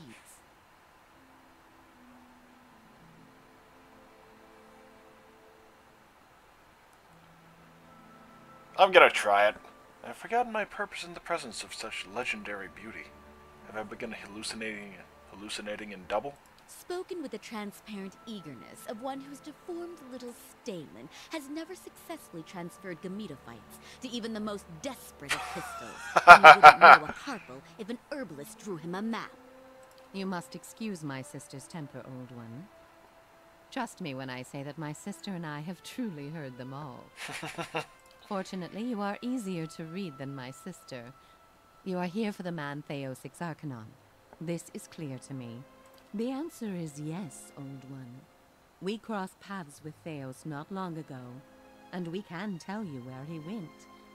But I find it curious that anyone would seek him out. Suspicious, even. If we are to help you find him, we would know why. He must face justice for his transgressions. I like him better now, Sheila. Indeed. A kindred spirit, it seems. But that's what this is really about, isn't it? You are tied to him. I see it now.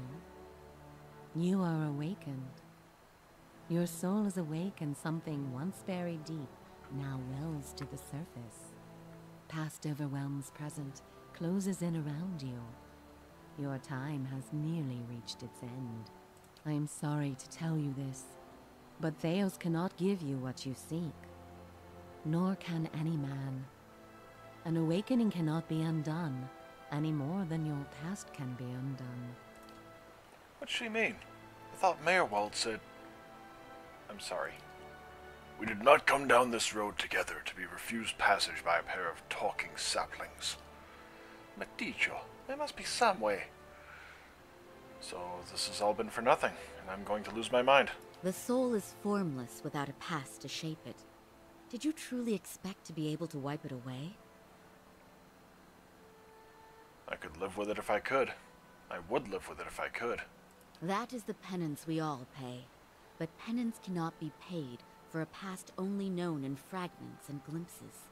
However, as much as my sister speaks truly that there is no way back from an awakening, there may yet be a way forward. Would you agree, Shiva? That makes sense. I would. Were the way not so likely to end in death. You underestimate me. Or perhaps you underestimate your foe, old one. Where your soul is renewed in its ignorance in each span of your life, his only grows in cunning and resolve. The man Theos you must already know by now. You are linked by a common past. Something about it lingers within you, festering, unresolved. What it is I cannot see any more than you. And without that knowledge, your doom is certain. But were you to learn the source of this discord, perhaps it could be put to rest. Though it is equally possible it will trouble you as much now as it did then, and merely speed your condition to its end. How do I unlock the rest? You might wait for it to come on its own, of course. But when it comes, it will replace your sanity's last breath. Or you could learn it from someone who already knows. Theos. Would he remember? It is said the gods made his memory perfect, that he may never forget his charge.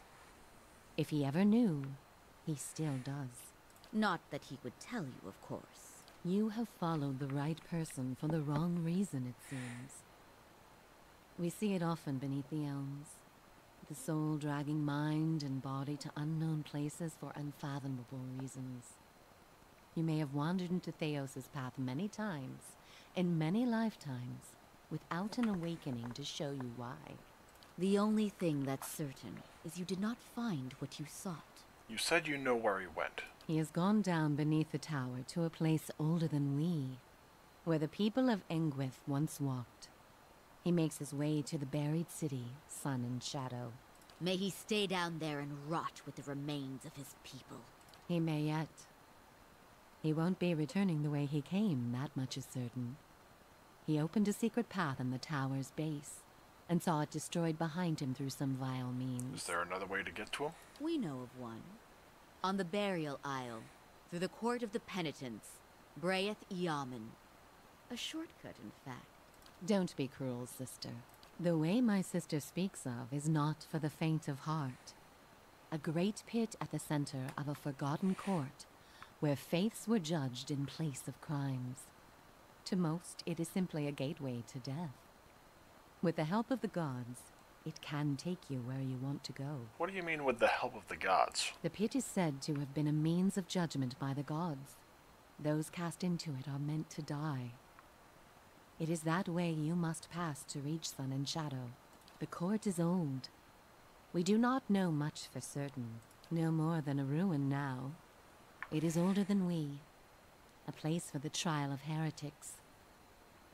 We were not here to witness it, but at one time there was a group that refused to acknowledge the gods. Neither the first nor the last, of course, but these were numerous and all put on trial for it. Those who did not repent were cast into the pit and imprisoned below. The fall killed them, of course. The prison was not for people, but for their souls, and their sentences were eternal. It is said that many of the condemned repented and were permitted by the gods to ascend from the pit, so long as they pledged their service to one of them. But these are old legends. How would I ever get the gods to help me? Behind us is Ter Evron, said to pierce the shroud itself, and a place of communion with all gods. If ever there was a time for prayer, you have found it. Who would I pray to? I would pray first to those gods you like best. I hope for your sake. Ter Evron is also called the Hall of Stars, and the stars show us the allegiances of the god. You should choose a place to pray where you'll be closest to those you want to hear you. If a god stands alone, you should pray to that god. If they band together, you should address them all.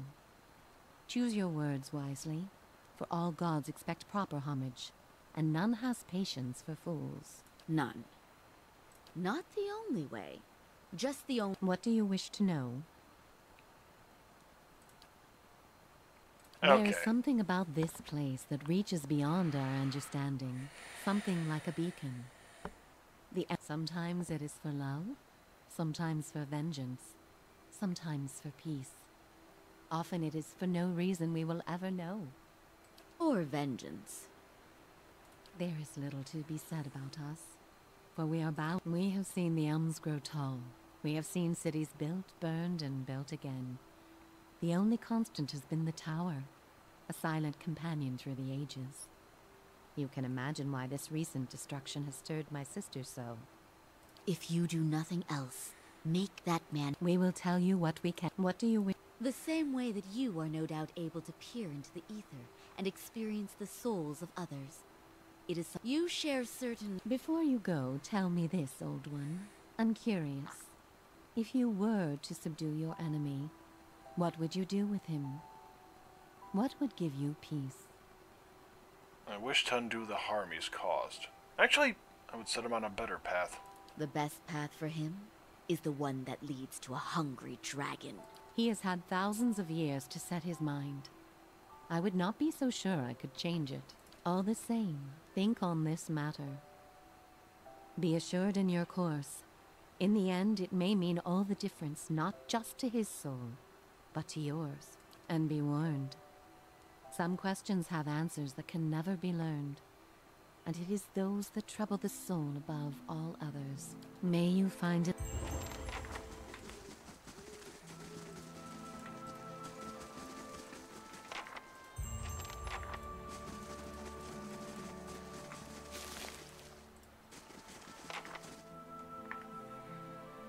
Pray to the gods in Ter Evron.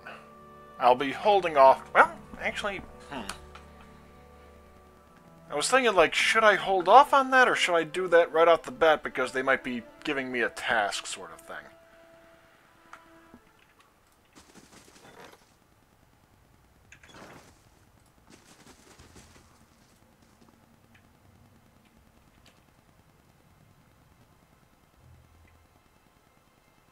What is this place?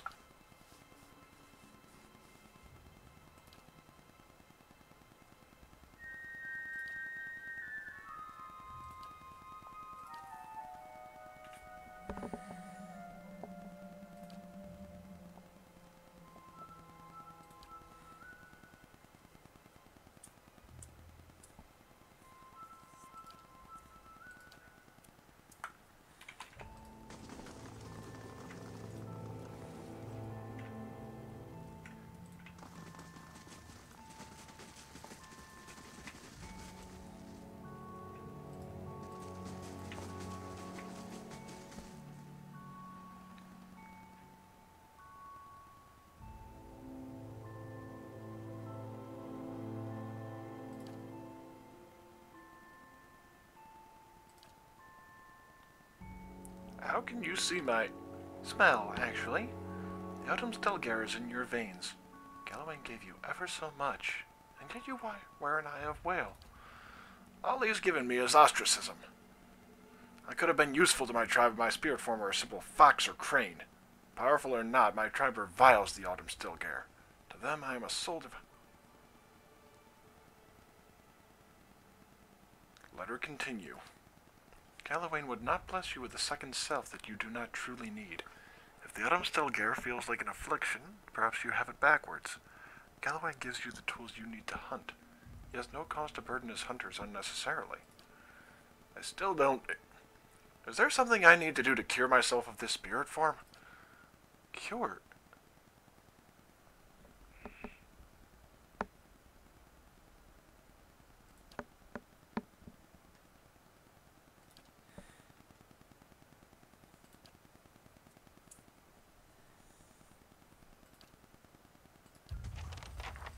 Okay. And an egg. And the fire shows me something.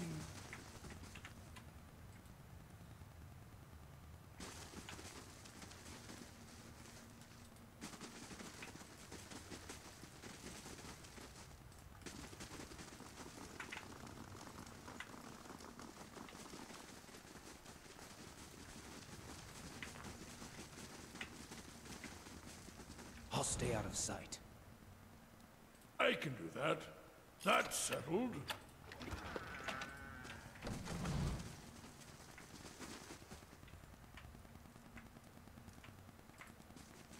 Here we are. Blood of sacrifice waters the soil. As souls split into multitudes, many lives come from one. The truest of power comes from sacrificing the shard to return its strength to the Mother Stone. The many lives from one sounds familiar.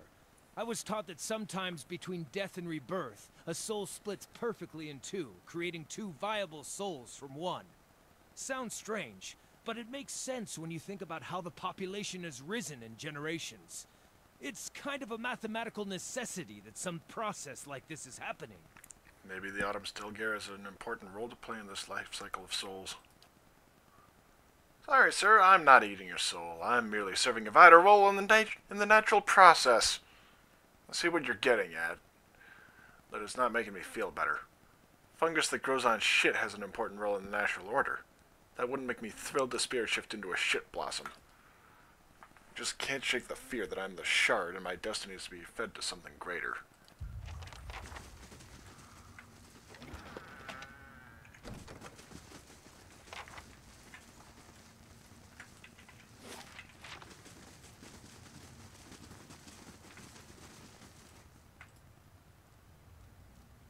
Each generation, the Glanfath must stand before the autumnal beast in judgment. The wise endure, passing on their strength. The weak are eaten, their souls ripped to pieces and lost for all time, removing such weakness from the cycle. Well, I guess maybe my tribe wasn't entirely wrong about my spirit form being some sort of soul terror. I suppose I was hoping to hear a different answer on the matter, but... The truth is revealed to you and you whine about your distaste for the answer? Whale would be ashamed of you. Two things. First off, don't lecture me on Whale.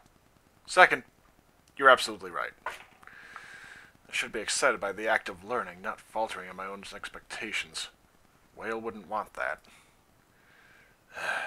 For years I've been telling myself my tribe judged me unfairly. Guess they weren't completely wrong. Well, enough pontification for the moment. I need to know more. Let's look at those other tablets. Seen before. Ooh. I'll stay out of sight. Holy.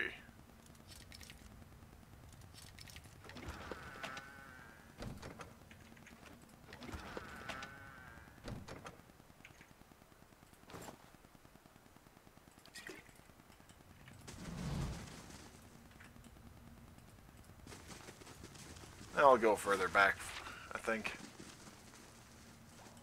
Holy shit. As your blood flows, so shall your essence. Your life's energy shall feed the soil, and your soul's energy shall enrich the community. This is by your own choosing, supplicant?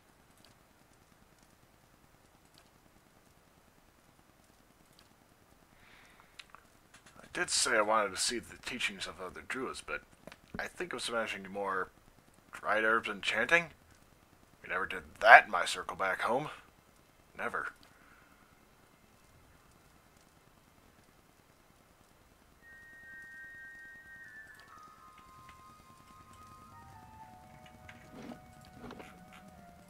Okay, I've got to go up and just talk to him real quick.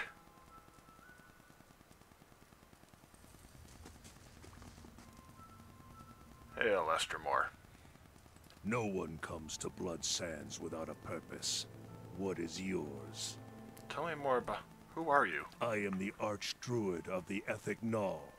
For centuries, it has been my duty to guide our rituals and guard our knowledge. How long lived Archdwarfs? It requires a certain resilience, but it is not without its benefits.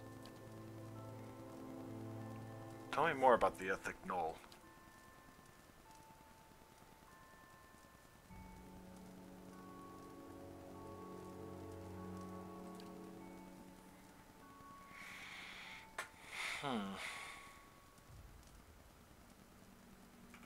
What's Warpaint?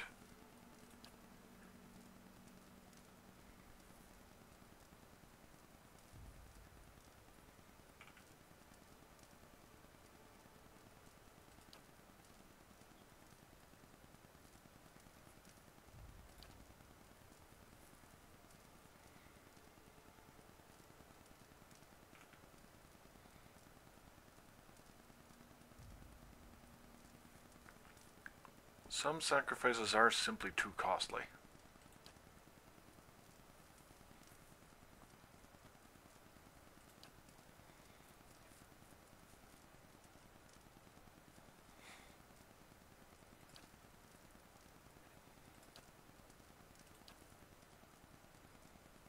It was a sacrifice, and one willingly entered into.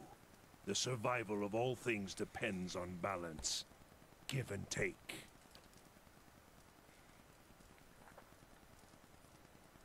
That sounds brutal.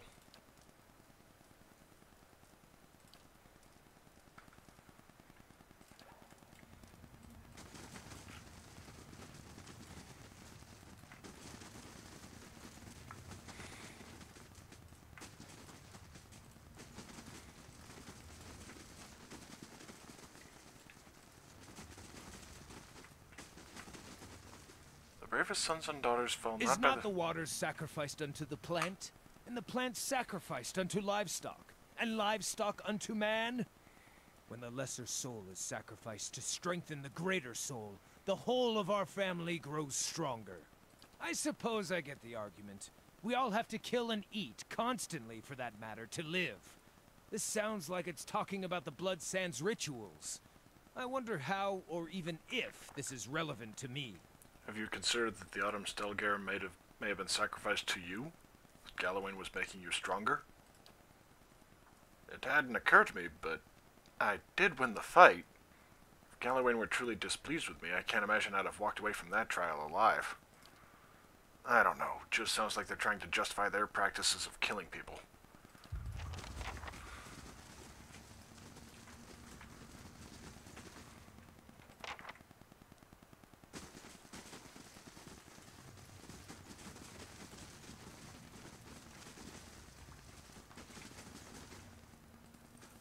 builder's wisdom to you.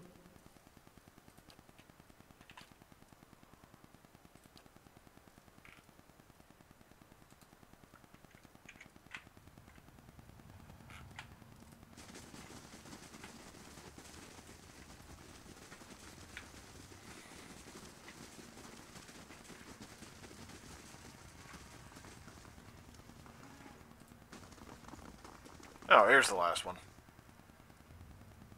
Upon Burial Isle, the two men meet again for the first time, though it was the last thing they did. The many-colored beast rent them both asunder. They were, in death, merged and made whole again. Cute story. Two guys meet in the belly of a soul-eating creature. Maybe someday I'll eat two of the most insipid deer wooden lumberjacks, and they'll spend an eternity discussing beer whilst haunting my colon. Perhaps the idea is that all the Autumn Stilgar might not really destroy the souls. That could be true. But I guess I don't know what to make of this.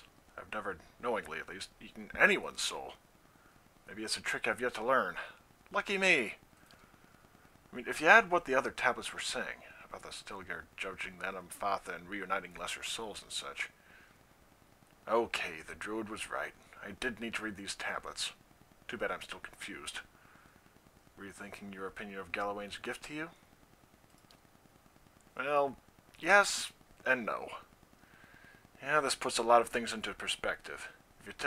If you take a step back from it, Galawain must be having a great laugh over how slow a study I am to learn his lessons. I doubt any of this knowledge will change the opinions of my home tribe, and having met some... So what now?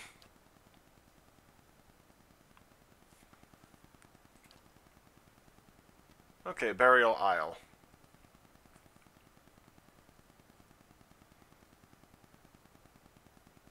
Want to remesh with the Autumn Stilgar?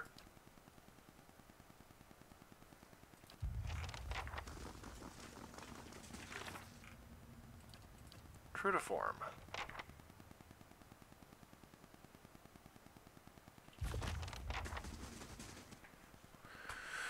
Okay. Yeah, it's almost 8 o'clock. I really do want to get this finished up tonight. Well, no, I probably can't. Simply as a matter of, time. But I'll play till 9 o'clock, so it's going to be an extended stream, methinks. So let's see. Question is, do I want to talk to the gods now, or... Yeah, I think I'll talk to the gods now.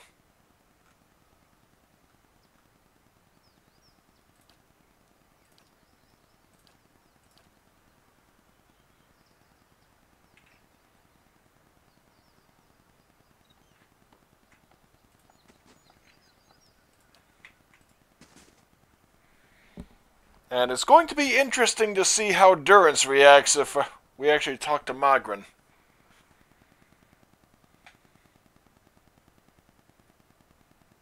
I think I'm going to talk to all of them.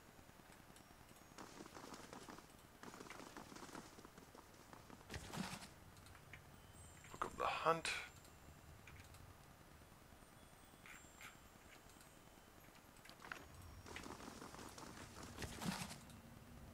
Final Journal of... Oh yeah, Skane. Wait, another one?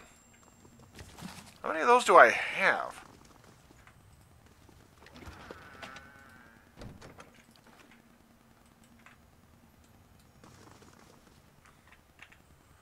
Okay.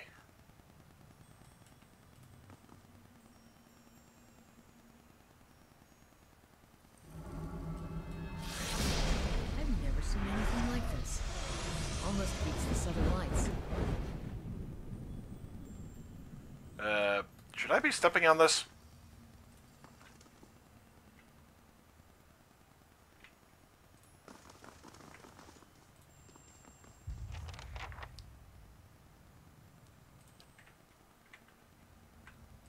Hylia.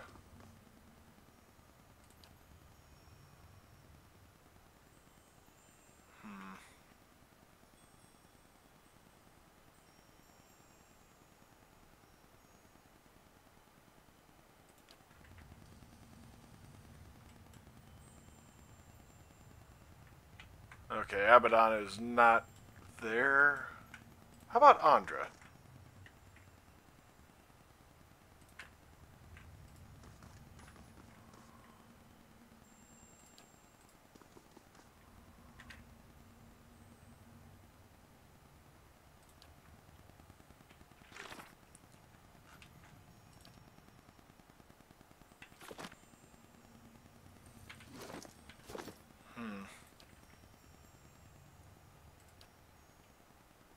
Oh.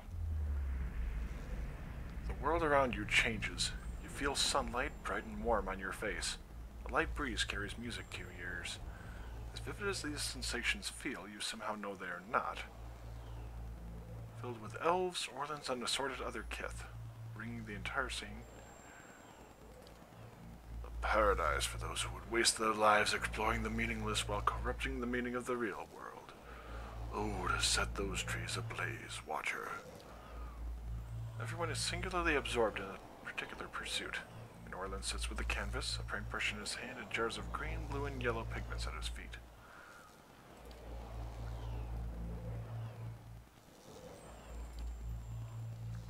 This is bad. Something has them spooked, but they won't tell me what. Then again, I think I mispronounced my bird song and probably called them incontinent.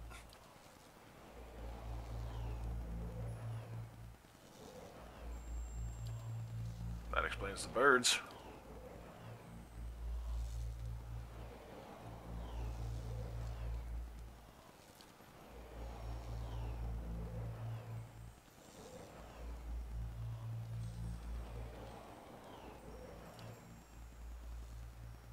Restore my temple. Okay.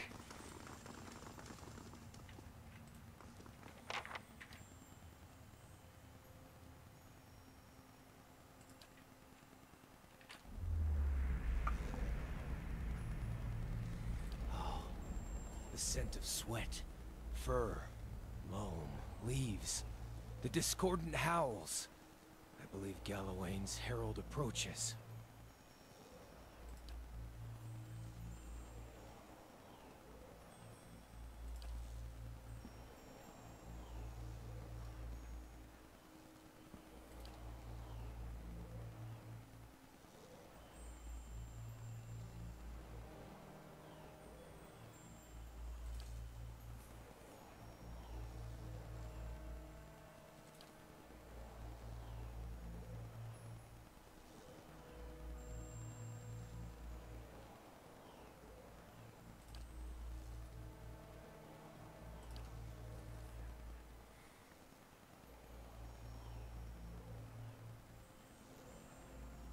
Holy Hound himself! It's not just his herald, it's the Lord of the Hunt! Here!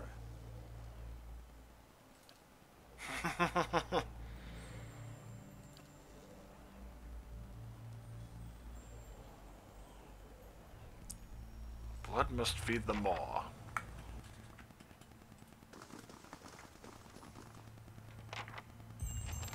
Yeah, I'm not going to that one.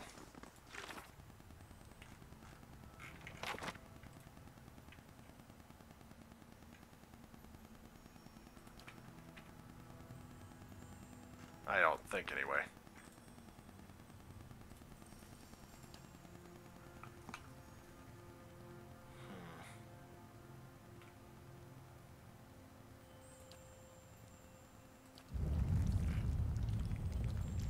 Oh boy. Oh shit. Can't get a good shot. Yeah, not exactly.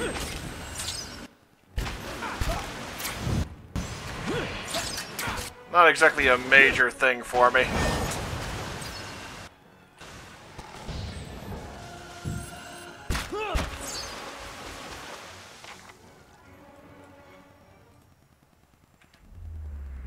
Oh, also managed to prove myself.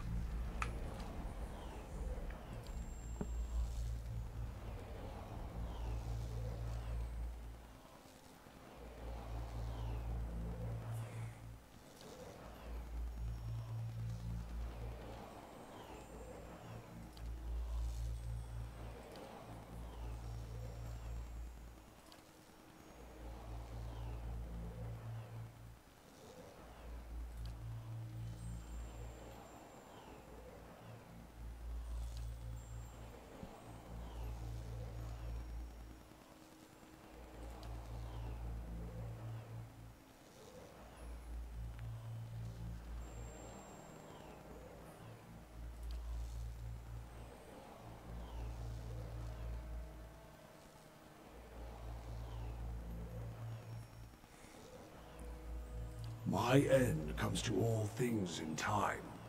Seal the frost-hewn breach, and instruct the pilgrims in the patience of Remergond.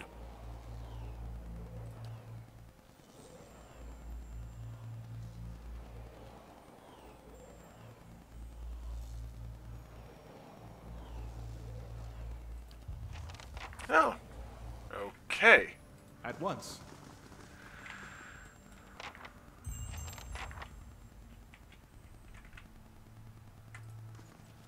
And Bareth.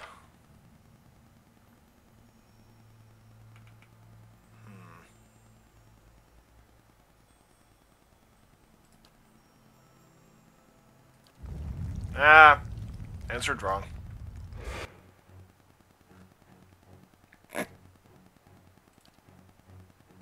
Yeah, like this is gonna be hard.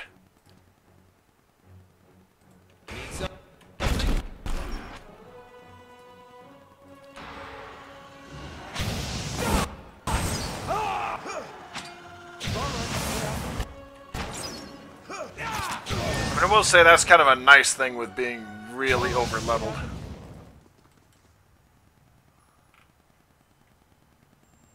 Well, yeah. Kind of stands to reason that Whale would be I'd be glad to. a little less than forthcoming.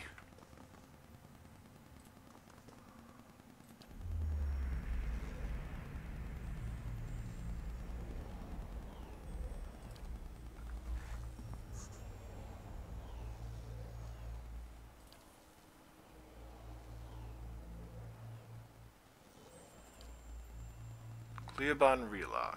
Oh, okay.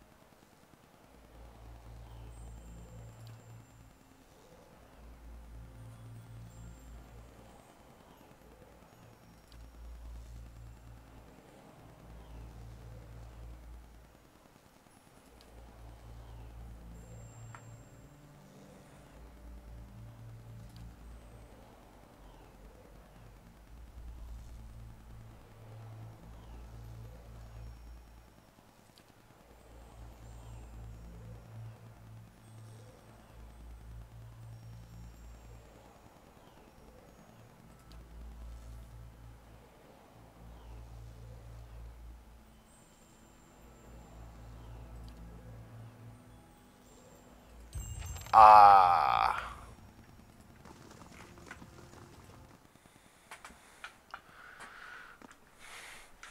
Okay, that makes sense. There are two... That would explain the whole centuries bit.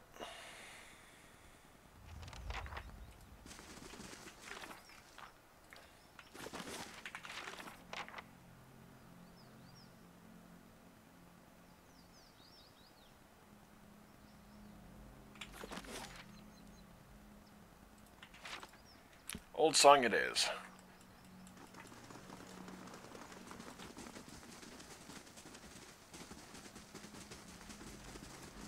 Actually, I am curious.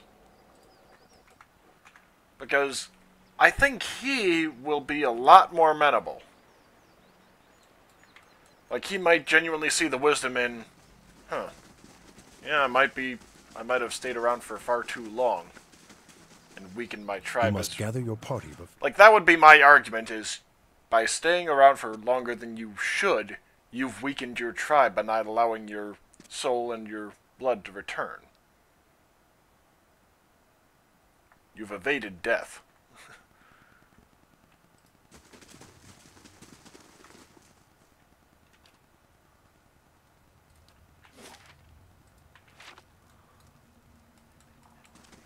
So I'm hoping my resolve will be high enough to pull that one.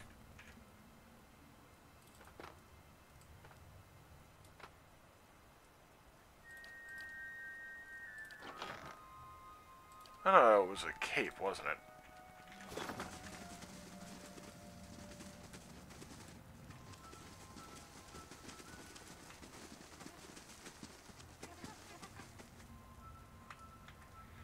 Alright, another quick save.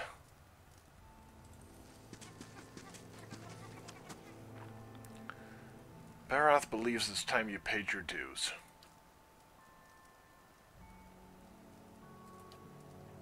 Oh, shit, that's right. Neither. I'm here. Okay, fair enough. Yeah, I'm not gonna piss off the entire place.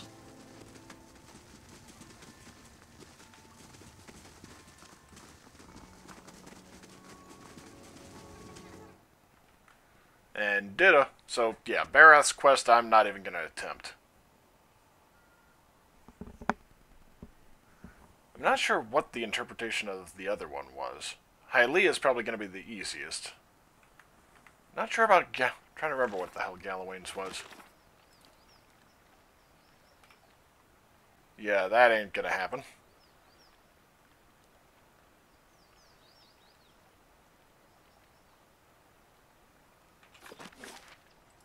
Okay. Baron Lioness. Oh, hang on. I saw something pop up there.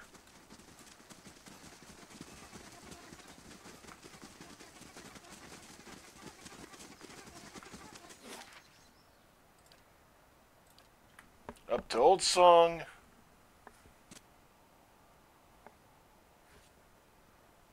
And honestly, before I do anything else here, I might head up to Northweald. Heravius, do people treat you badly because of how you look? Are you kidding me? My face looks like a cautionary tale about the dangers of wild animals, and I'm even shorter than other Orlans my age. People just like to heckle me. Don't ever let them. Be proud of who you are. They're the ones who should feel shame.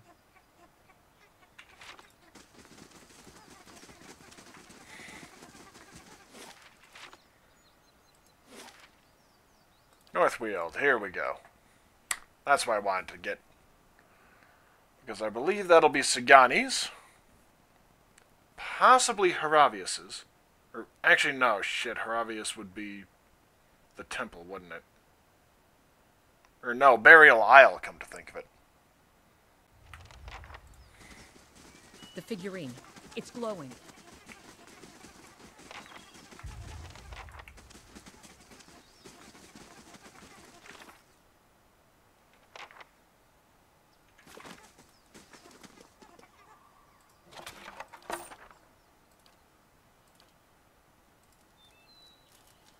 Ready, Watcher. Rest in the lair. Oh, I'm here. Damn it. Well, actually, in that case, reload the autosave. Oh, part of me.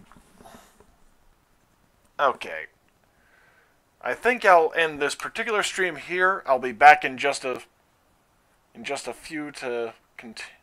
Well, I'll be back in about an hour, I think. So thank you all for joining me, and I will see you a little later tonight.